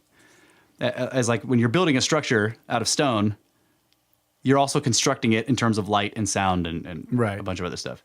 I mean, there's one way up in the mountains of Peru. I can't remember the name of it, but it's associated with those gigantic conch shells that they have. There's these humongous fossil conch shells that are found in the mountains up there. And like people like the natives there use them as, they can take it and play it like a horn. I'm like, how do you play that thing? Because it's open, but they'll take it and it makes this beautiful dual tone sound that I can't imitate at all because it's two tones, But it's and when they go into this specific temple, yeah, except it's like low. It's like it's a horn, Well, not that low. That's too low. Stop playing the piano. It's a horn, Kyle, not a piano. Okay. But this one guy went into the temple with one of these conch shells and played it, and it was just. And I mean, I'm just listening to it from a recording, and I was like, "Oh my god, that's amazing!" Like it was just. I mean, I can't even imagine what it must sound like to actually be there and hear it. So there's that, but then there's this other way that they seem to pay attention to sound and sound qualities, and that is lithophonia or lithophonics, when you have the actual stones themselves will ring like bells. So I'll see if I can find this video. I'm not sure if I'll be able to, but there is a video of one of the Egyptian obelisks. It's not stood up. It isn't still in the quarry. It's complete, but it's laying on its side, like still on the, it's on these wooden things, like they were transporting it somewhere, and it's just still there. But it's just laying on its side above the sand, not attached to anything. And I used to have this video, maybe I still have it, of one of the guides. He's an Egyptian there, and he wrapped something around his fist or whatever, and he's hitting it. Wham! He's hitting the end of it. And it's just this like massive long piece of granite. But when he hits it, it goes boom. and it keeps going and going. And I was like, whoa, and the people that are with him are like, oh, look, and he hits it again. Boom. I'm like, that's rock. And it's like, okay, so that's lithophonia when a stone will ring like a bell. And I mean, I'm not sure how that works. Like do you have any idea? Like it has to do with crystalline structure, I'm sure. But I mean, we're talking about granite, so it's multiple things in there. And yet this pink Aswan granite that they made those obelisks out of apparently will ring if you. Yeah. So from my experience, like I've gotten Flint to do this, right? On one of the jobs we were on, I was finding these huge, these big slabs of flint. They were, 4 inches thick, and some of them were huge, just massive slabs. But there were some pieces that were broken into like a bar. Like imagine I don't know if like a xylophone. It looks like a piano, but it's a bunch of wooden blocks. Yeah, that are like the keys. And you play with the sticks with the little balls of yeah. in the end. And there's these rails that the blocks sit on, right? And the rails have to be positioned just so. So what we were talking about before, where a wave can be, you can divide a wave. Like you have this one wave, and if you divide it right in the center, that will be basically that center that you divide it by will become what they call a node. And the two sides that are equal in length will form their own waves that look exactly like the whole wave did, right. but they're half the size. Right. So if you divide it in two places, you're going to get 3 waves that are equal in size. So you're dividing it in thirds. So like I would lay this big piece of flint down on 2 other rocks, and I would shift the rocks. I kept shifting the rocks because this thing isn't symmetrical or perfectly symmetrical, right? So one side's a little bigger than the other, so I have to keep shifting it until I've divided it in thirds, but based on its mass, really. Right. So the big side has to have less sticking out over the end of one of the dividers. I got you. And once the closer I would get, the longer it would ring when I hit it. Right. Because it makes the wavelength sustainable. Right. Because if you imagine let's say you took the obelisk into space, where it was just floating, you could hit it, and it would be its fundamental resonant frequency. It would be one wave undulating, back and forth. It can't do that on the ground. It's got to sit on something. It has to sit on something. So if it was sitting on one thing, that one thing would have to be right in the center, dividing it equally by its mass from one side to the other, and then you could hit it, and it would be probably if it was sitting on 2 things. The note you're hearing is 3 times as high as the actual fundamental of the entire obelisk. Okay. If it was sitting on one thing, it would be 2 times, it'd be twice as high. But in space, if you could levitate the thing and or if you could hang it from an eye, or something like that, right? But still, where you're hanging it from the eye, it has to be from the tip, like hanging it long ways. Then you could hit it, and the whole thing would shake from that point, right? Yeah, I guess if you could technically hang it from... Which you couldn't, because structurally it wouldn't be able to handle it. Right. I mean, I guess you could drill and put an eye bolt in there and whatever. But it... So a bell kind of works like that, right? The bell has a little ring on the top. Right. And it's hanging from that ring, and that ring... Stone has almost zero elastic strength. Yeah, then becomes part of the entire structure of the bell. Right. Yeah. So you're getting the fundamental of the bell, because really its resonance is around a circle that's lateral. Right. It's not really... But think about that. It's not really resonating when vertically. They stood those obelisks up, they became a ringing structure that had one contact point at the bottom. That's right. And it would be an infrasound at that point, because it's not divided. You would never hear them, but they're probably out there ringing all the time. Except that if the bottom is square, or say it's got a surface area, right? So that's going to deaden it. Some right. it really like you probably want to, because otherwise it would be dancing all over the place. So like the sharper you can imagine if the obelisk is laying on 2 freaking razor blades, right? The razor blades are sticking up, and it's barely then you're going to get longer sustain. Yeah. But if it's a 2x4, it's going to deaden a little bit. It's not going to be right at that node, which the node is basically a mathematical point. Right, it has no width, yeah.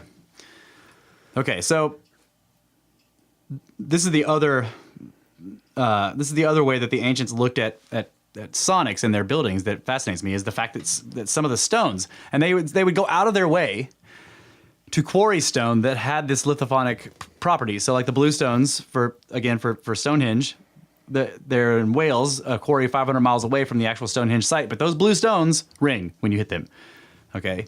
I mean, even to this day, you can see when you look at the pictures, you can see on some places on the stones that there's these weird scalloped or worn areas, and that's the place where if you hit it at that spot, it makes a very particular sound. And there's other places where if you hit it down there, it makes a totally different sound. So that's another factor, where you hit it. So if you say you have the obelisk laying on its side and it's on two supports, if you hit it at the area where one of the supports is, you're not going to get, because that's basically the node, right? You have to hit it. There's a specific place that you can hit it where you will get the best fundamental note. And all pianos have this. Like a piano has all these strings and the harp. The big harp. But the arrangement of the heights of the string and where the hammers actually strike them are designed to strike the string in just the right place to where it produces this. Yeah, the most long-lived note. Right. Yeah. And also they take into account to deaden other harmonics and we'll get into that later, but there are basically when you build a giant harp, there's a lot of complicated shit going on, and if you didn't do it right, you could hit one note, but you'd hear like 10 other ones that were not good.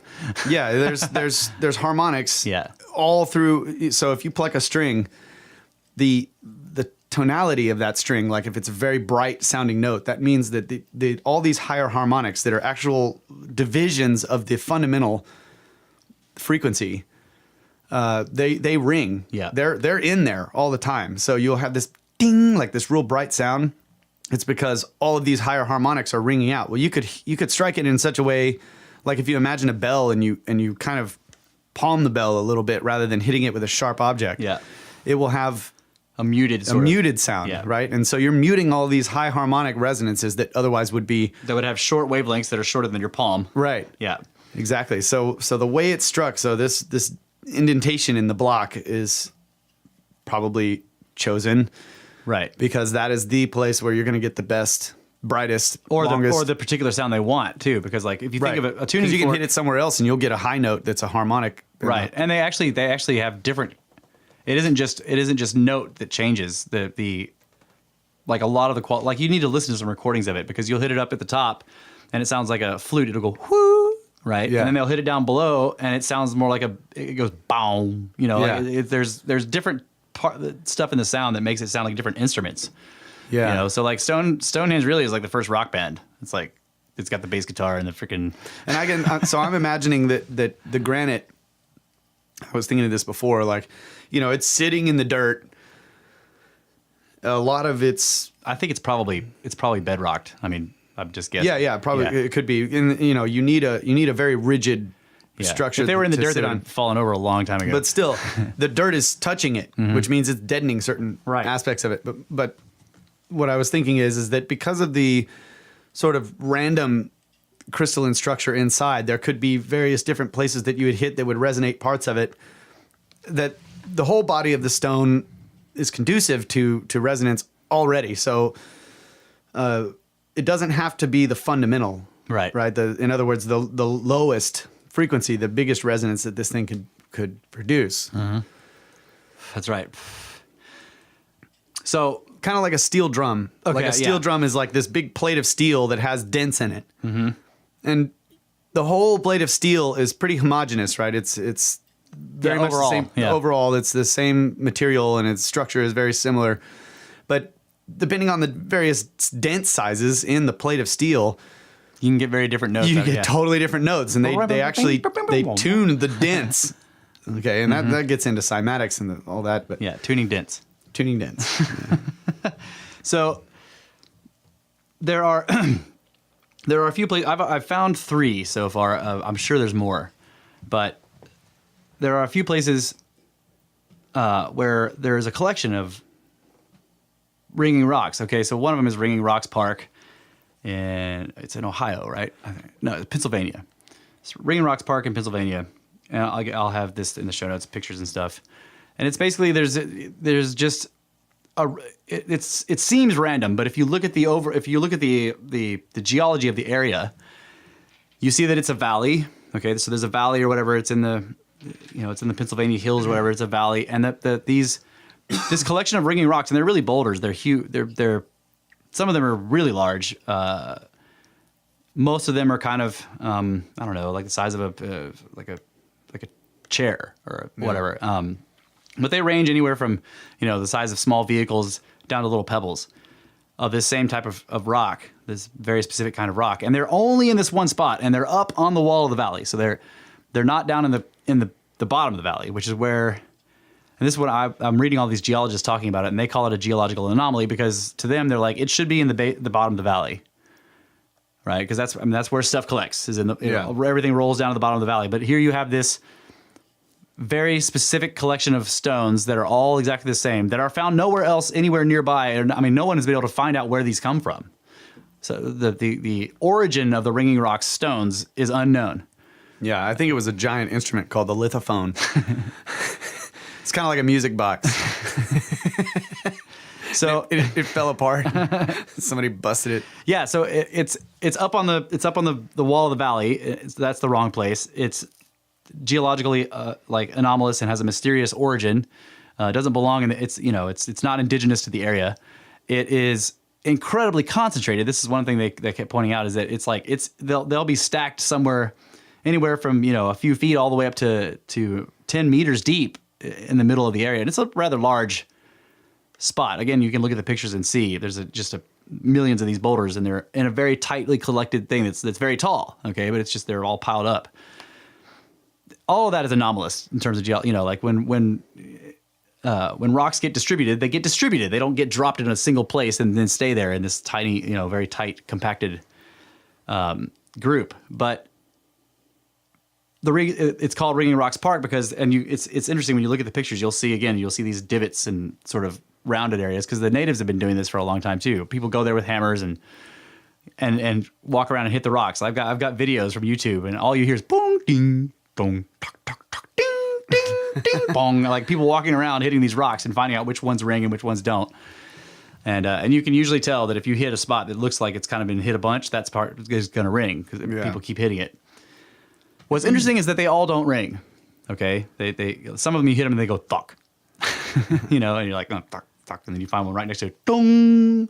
And I'm watching these, and it's hard to do this because these people that are taking videos or pictures, they're not doing science.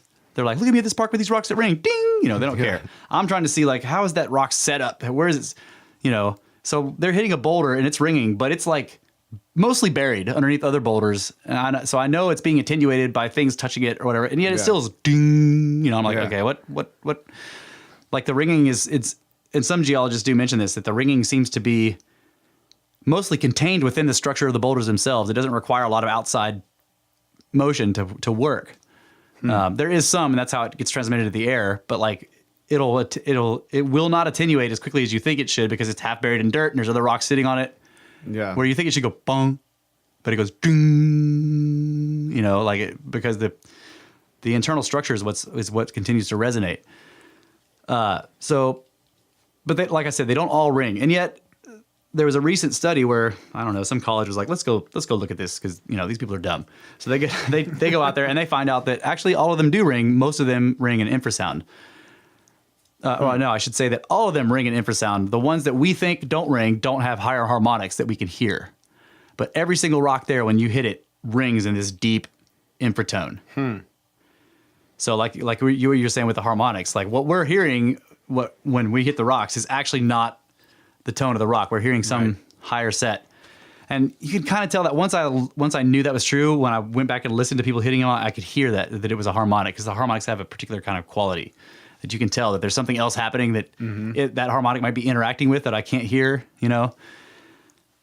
So given ancient people's sort of love of this kind of stone, and the fact that it's completely geologically anomalous, and they're all very tightly compacted, I'm like, that's a building. Yeah. It's just completely crumbled, right? And it must, I mean, it like how else did it get there? It there's Yeah, it was like dry laid. yeah, That's right. That was a structure that is now destroyed. There's another one in. Maybe they were just building. Like, this damn building won't quit ringing. It finally fell apart because it was vibrating all the time. Every time you slam the door, the whole place starts ringing and it falls apart. Oh, holy shit! So there's another one in Montana that's the same thing. It's like the whole thing I just told you, geologically anomalous, in the wrong place, not in the bottom of the valley, at the top. All that stuff is exactly the same. Infrasound, same. What kept throwing me for a while was that in both places when you go, because they're in parks, so it's Ring Rock Park, wherever. When you go and look at it, both places tell you don't take rocks because they stop ringing once you get them away from the group. And I was like, okay, what black magic is this? This sounds like a ploy to keep people from stealing the ringing rocks. That's exactly what it is. Because actually, that's bullshit. Yeah, because our Aunt Kathleen, who doesn't care about any of that stuff and steals whatever she wants, has one of those rocks.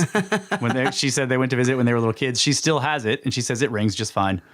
So yeah, it's the parks not wanting people to take their precious freaking rocks when there's billions of them, and no one's carrying off the big ones. And they're not Jesus studying Christ. it anymore. Yeah, right. They just want your money. They just don't want you to take any of their fucking rocks because they're theirs. Anyway, We gotta take a break. yeah. Yep. Time for a break. And then when we come back, I'm really going to talk about snakes. I'm serious because there's like fucking snakes in this place. Gigantic snakes.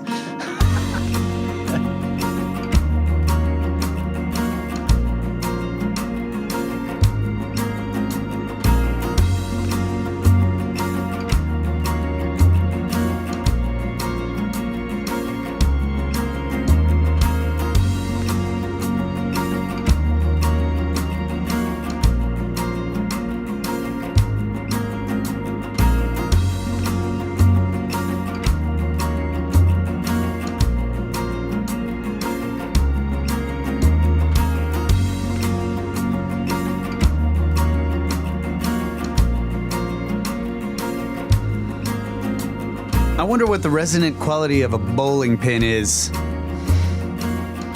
Maybe there's something really badass about bowling pins. They're like, the sound that they make really cool sounds. But I was just thinking, if you made a hat out of a bowling pin, maybe it does something with its resonant frequency and allows you to do like really cool science. Yeah, it opens the bowling pin gate. Yeah, the serpent gates. Right. Snake gate. Right. And that causes the shoulder rivers. Welcome back, folks. Brothers of the Serpent podcast in our final segment of the final hour. Sounds very final. It's very final of episode 12. And there are 12 chromatic notes in the scale. Whoa. Just so you know, we're talking about sound. We're talking about the way waves move through space in all different forms, through different mediums, connections and similarities we see between light and sound, and ancient sites, and all of that. It's basically the same stuff we talk about every time. Yeah, pretty much. So I wanted to use this piano real quick one more time. We were talking about in the break how 3 colors, red, green, and blue, will make white light. So what is white light? All right, that's kind of the point of this.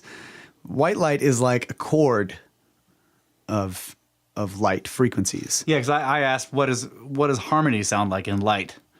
Right. So, Or I'm sorry, what does harmony look like in light? yeah. Yeah. So we were okay. So if you have a surface that's white, and you shine a red, a green, and a blue colored light at the surface, it will reflect back white. Right. A white surface is reflecting all visible light.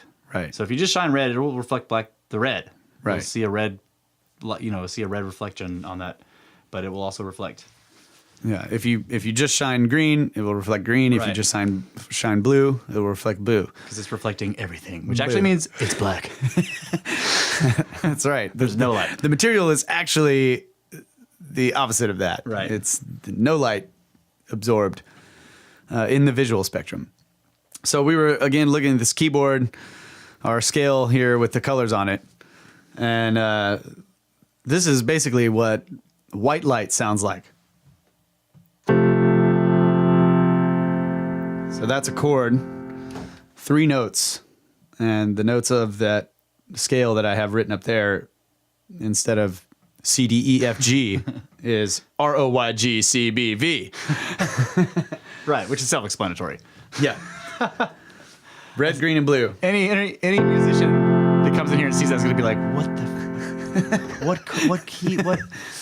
So yeah, we were talking about how you can combine colors to get another color. So it turns out that if you play green and blue,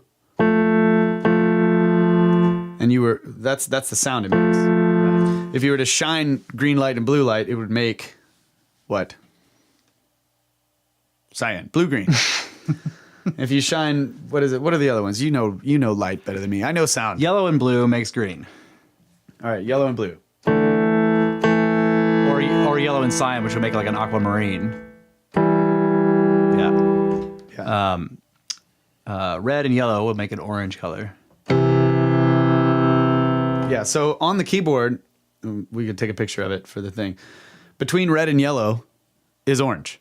So you're playing the 2 keys on either side of orange. And that would actually be the 2 colors of light that you would shine to get orange, right? Which is there. Yeah. It's cool. It's like you could...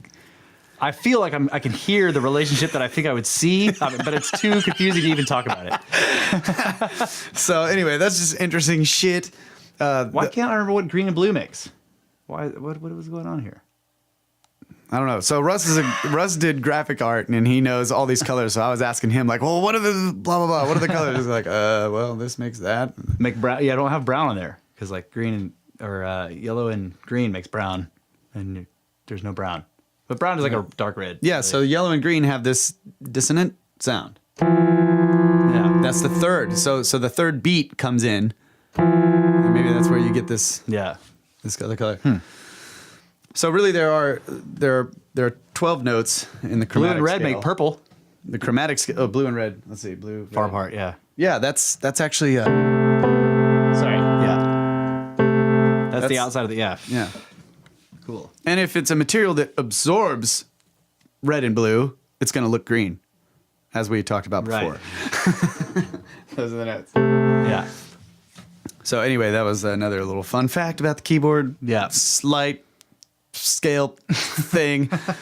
In the last segment, we were talking about harmonics, and we're going to go back into this subject of ancient sites and lithophonics.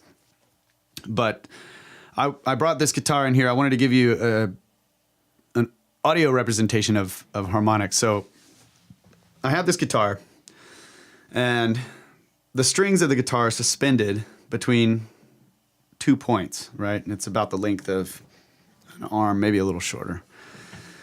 So if I play the strings just open, without pushing anything down, just play them, this is what it sounds like. I'll get that close to the mic here.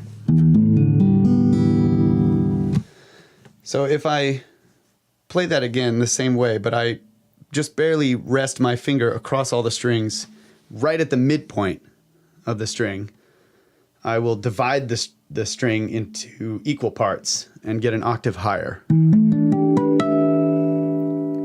That's divided in 2. I can divide it at another place to equally divide it into 3.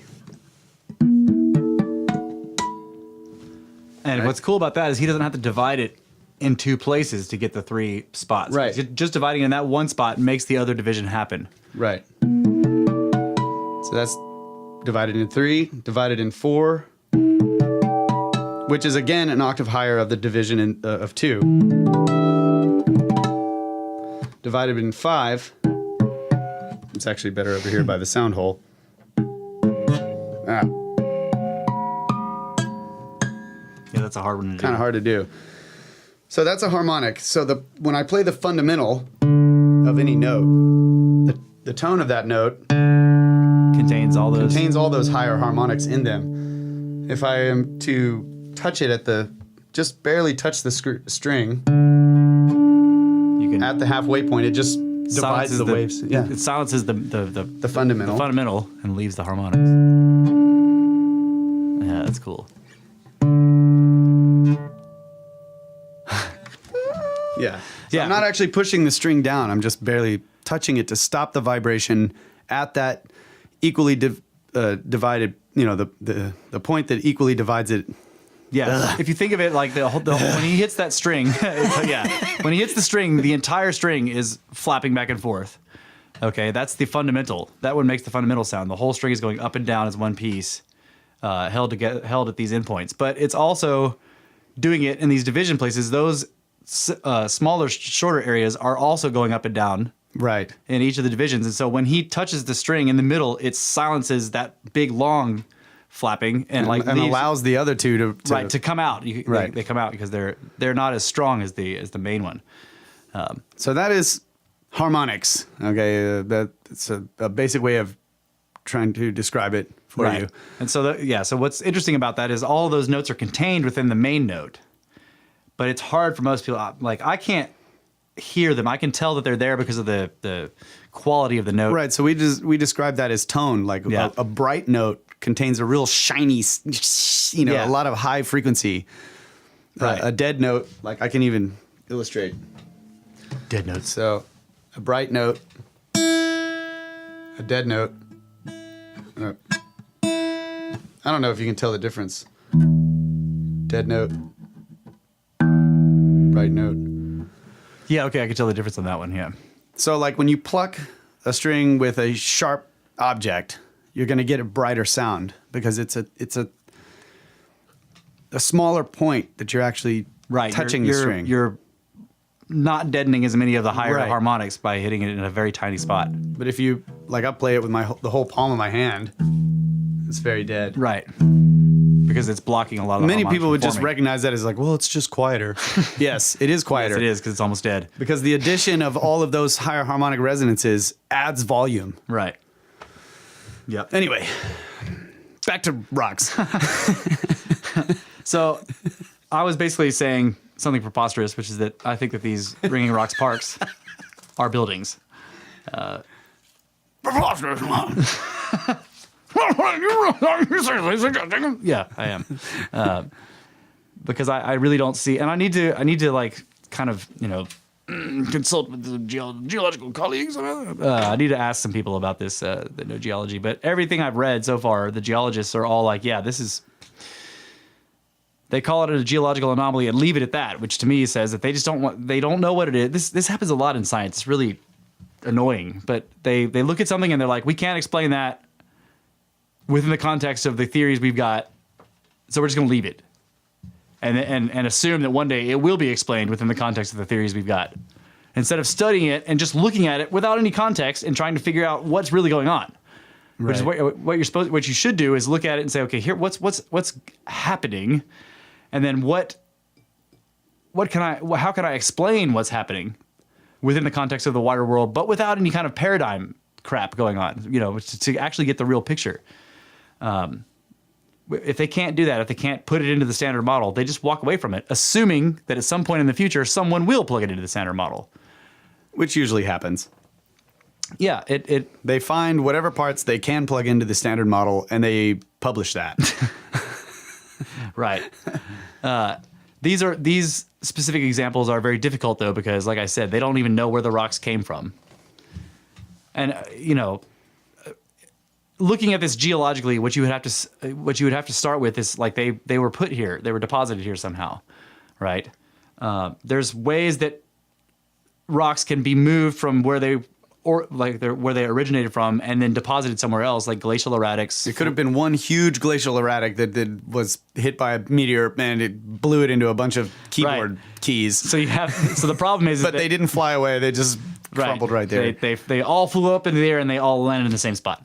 Because there's a huge magnet, lithomagnet there. Yeah, so it's magnets. It's very difficult to explain geologically because it's not in the right place. It's not in the origin spot. They don't know where the origin spot is, and if you're looking for origin spots of flood or glacial erratics, the glacial erratics are going to be either, depending on which hemisphere you're in, to the north or to the south. because you assume that the ice is flowing from the pole. If it's a flood, it could be coming in any direction, but it's usually going to be going downhill from somewhere, right? Because the water will be moving down. But the water a flood can deposit, like the big rock, it can deposit something up high on the valley wall, but the big rock is a big rock, not a bunch of small boulders.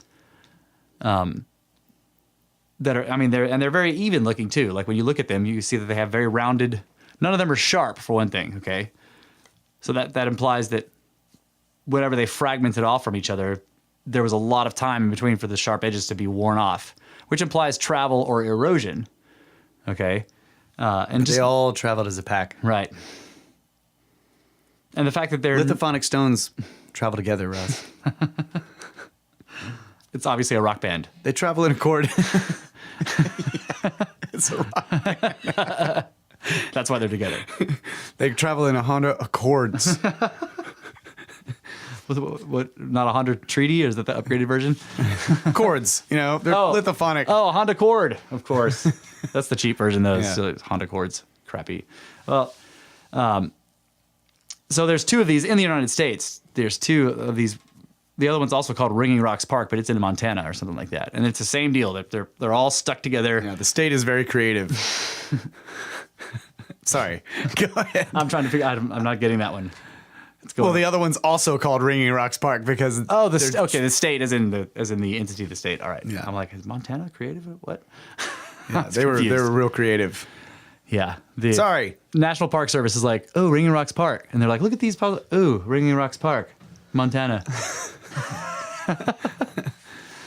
So what's fascinating though is so I'm looking for other places. I'm like, are there more of these? I found two in the United States. Okay, I mean, like there's one in Pennsylvania, and there's one in Montana. I'm like, so maybe there's more. So I'm looking around the world, and like, so far I haven't had any luck looking around the world to find similar places. But in Australia, there's this place called Black Mountain. It just seems like it should be said that way, but it's not a mountain. But it is black because the rocks in these parks are dark. It's not a mountain though. It is a pile, a massive pile of like this dark rock. It's a huge pile of boulders. Okay, so like the Ringing Rocks Park, they're relatively small. I mean, they're a couple of acres, I guess, and they're maybe 10 feet. This is a mountain-sized pile of these things, and some of them are very large. But overall, when you look at it, it's the same thing. A lot of boulders that are all rounded off, that are all stacked up, that are kind of, when you look at them as a group, you see that they have like gravel. When you look at gravel, you see that they're all kind of sort of the same, right? Some process that broke them up it's the same across all of them. They all have this sort of same profile or whatever, and they're very close to being the same size. Black Mountain is made up of humongous things like this, and it is a mountainous pile of these stones. Now the Australian Aborigines that live in that area are terrified of this mountain. It's cursed. It's everything they always say about it. Don't go there. It's they have legends that it's that there's a gigantic like I don't know what to call it. It's not. They call it the rainbow serpent, right? But yeah, but it's not the rainbow serpent. It is a serpentine entity like that, but it's a dark one. It's an evil one, and it retreated from the world when the rest of the original gods did. But it covered over its home with these stones to keep people from getting in it.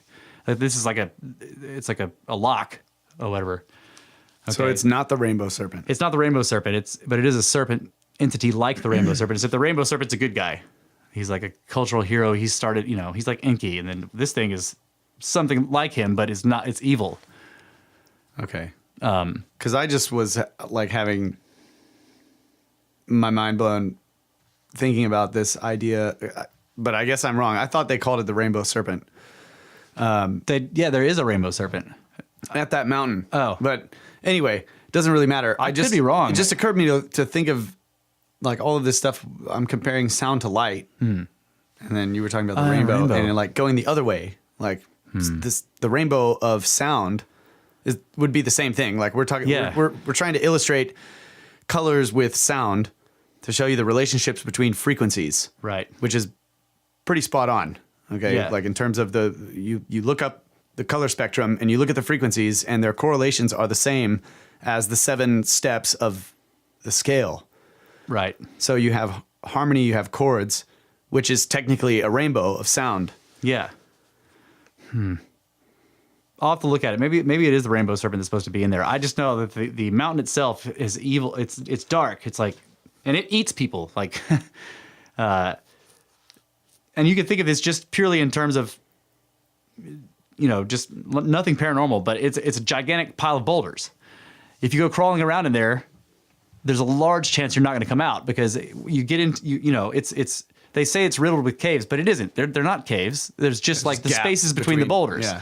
So you can't get in tell there, which way you're right. You get in there and it's pitch black, and it, unlike a cave that will because caves are formed with water, they'll have floors. They may have various like dangerous things like chasms that drop or whatever. But this is just like cracks in rocks, and so it's completely unpredictable, and then extremely easy to get lost. Totally confusing because everything looks the same. There aren't stalactites and it's just these flat plains of this dark granite crap. And like almost everybody that goes into it does not come back out. Like literally the mountain eats people all the time. There are tons of stories. You can go look this up. And maybe I'll put some links in there, but there are plenty of stories that link to,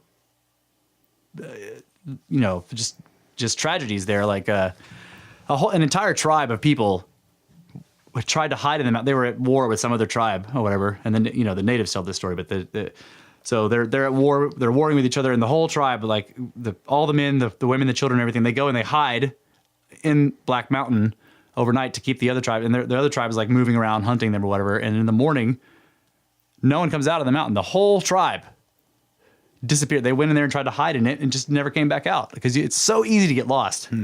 There are more modern stories of like I think he was a sheep herder, and 2 of his sheep had gone up near the mountain, so he went off with his dog to go find them, and he doesn't come back. So then a ranger goes to find him, and that ranger doesn't come back. So then 2 rangers go to find him, and only one of those guys come back, and he is like traumatized and refuses to talk about being inside the mountain. But it took him days to come back out, and he was in a totally different spot, and just like, and people who do go in and do manage to come back out say they talk about weird things, like there are these smells, like, so you'll be crawling along, and you're basically, you're crawling along on the surface of one of these rocks, and you get to the end of it, and there's this chasm, and it goes who knows how deep, and there's who knows how many dead things all down in those rocks, and so you get over the chasm, and you're like, oh my God, the stench of death is coming up out of it. And also because it's Australia, the difference in temperature between night and day is massive because it's desert in Australia. So they're always shifting around because the stones are expanding and contraction. So the whole mountain is constantly in motion. And they say that when you get in there, there's groans and creaks and like stuff, like passageways will close behind you, like, or crush you. And, it's pretty much like the most terrifying thing you can imagine. But they also have this lithophonic property, the rainbow serpent. So I'm pretty sure that's who it is. You're probably right. But what I'm saying is, if these 2 Ringing Rock Park places are, if I'm right about this, that these are structures that they've just fallen apart, and like, okay, as far as I've been able to tell, the ones in the United States, no one has kind of bothered to sort of excavate it at all. Like it's a pile of rocks, what are you digging for? But I'm wondering if you could get in there and sort of start moving the rocks out, if you would start to see that some of the ones in the lower layers actually were placed in a structure, that there would be sort of, you could see floor or wall plans or whatever, you know what I mean? Like you could see foundation stuff, that they were actually laid down purposefully. But as it is now, you can't tell at all. But think of a brick house that's fallen down on itself. Yeah. It would just look like a rubble of bricks. And if you went and cleared those bricks out, eventually you would get to parts that hadn't completely fallen apart, and you could see that it used to be a structure. No one's bothered to do that with these because they think that it's just geology. But yeah, the other thing that I think of is, if Black Mountain is a building similar to that, or just similar to a pile of rocks, all pretty close to being the same shape and size, is like an Indian mound, a midden mound where they were burning. Right. Now, obviously, there's a lot of dirt in there, but I actually went to a place to dig in this mound that had been pushed by a tractor off the edge of a gully into a stream. Right. And so all the dirt, I don't know how long ago it had been done, but all of the dirt had been washed out, and it was just the burn rock. And it's like, it looks like what you're saying, right? Like a jumble brick house that had just crumbled. They're all like very close to the same size and shape. Yeah. But it's not because somebody cut them that way. It's because they were doing the same thing with them. They were burning with these larger rocks, and it broke all the larger rocks into basically the same shapes and sizes. Because it's the same kind of stone, the fracture from the fire was the same. Okay, yeah, gotcha. So that's, like this big collection of rocks, all pretty close to the same size and shape in a big pile. Not in the proper position, geologically speaking, being in a place where they shouldn't really be all together in one place. I mean, it just sounds like we're looking at megalith midden. Yeah. Okay. Megalith midden. I also started to think like maybe they were making them lithophonic with heat. They could be, yeah. So these are giant piles where they were basically like smelting them somehow. And I thought Ringing Rocks Park, the pictures I've seen look like it's sort of on the side of a hill. Yeah, it's on the wall of a valley. No, it's like they're laid down kind of on the slope of a valley on one side. Yeah, so every time it rains there, it can be washing out whatever sediment or dirt could have been in there, rinsing soot, it out. ash, whatever. Yeah. Strange idea, but Black Mountain. Are there any massive arrowheads around there? What? They find any huge arrowheads? Like this arrowhead's the size of my They probably car. have, and they don't recognize that they're arrowheads because they're too big. That's not an arrow. Like when we were looking at Uluru, that the sacred mountain in Australia, and I had the overhead view from Google Earth, and you're like, "That's a giant arrowhead," and I was like, "Holy shit, it is a giant arrowhead." If Black Mountain is a building, it's immense. Yeah, it's a mountain building. Yeah. Maybe that's where the Tower of Babel was. Yeah. Well, I mean, that's the thing is like if these are buildings, they're not ours. We didn't make them. I mean, all the legends tell us that too. It was not us building them. It was something else. Like the rainbow serpent was not a human, right? That had a snake head and shoulder rivers or whatever. He was something else. They call him ancestor, but when they say that word, they don't mean that they're literally his descendants in terms of genetics. Yeah, the words that the Aborigines use to talk about stuff is very interesting. Like the way they talk about country. Country is something you. It's like they talk about it like it's a person. Country is something you care for, that you, that you love, that you visit, that you. They talk about it like it's a person. Around here, it's music. Talk about the country. Country music. Yeah, I wonder what they would think about that. Country music. Do countries playing music? So, I don't know really where to go with that, except that like that's been my theory on these things, and it's been shot down in every possible way by anybody who has any kind of credits whatsoever. They're like, no, they're not buildings. I'm like, but they could be buildings. No, they're not buildings. But I don't see how they could be anything else. So I just want you guys to think about that, and then you can come back and shoot me down. So like on our field trip, when we first found this wall, like I was just looking at this pile of stones. It was at the edge of this huge stone slab that we were walking on, and I'm like, And I look over here and I see more pile of stones, and they're all relatively the same size. Yeah, and you look around everywhere else. There's no not stones. any. No stones. And so I follow them into the woods, and they keep going, and they're sort of hidden in the trees. And I'm like, that's still a pile of stones, and it's in a straight line. And eventually, we follow the pile of stones far enough away from wherever the park was fucking it up, to where the park wasn't fucking it up, and it's a structure of the same shape and rough same size of stone in this wall, but fully contiguous with the pile of stones. Yeah. Right, but down at the edge, it was just a pile of stones that are roughly the same shape and size. Right. So you couldn't say like that's a wall, except that's exactly what I said. That's a wall. It was a wall. It did, yeah. And it turned out to be true. Right. But, Yep. so yeah, you could be right, bro. And all the scriptards could be wrong. that is extremely low hanging fruit because no one thinks that. And no one is digging there. And we probably could just go down there and be like, look at this spaceship. Look at these alien bones. Like, because no one's looking. They're just down there ringing the rocks. It's the same deal. Like we're over there looking at this shit, and it's like they all came here with a waterfall. Yeah, waterfall, woo! We're like, that's an ancient wall. This is a giant cataclysm over here. Huge whirlpools. volcano underneath this. That's right. There's a volcano under here.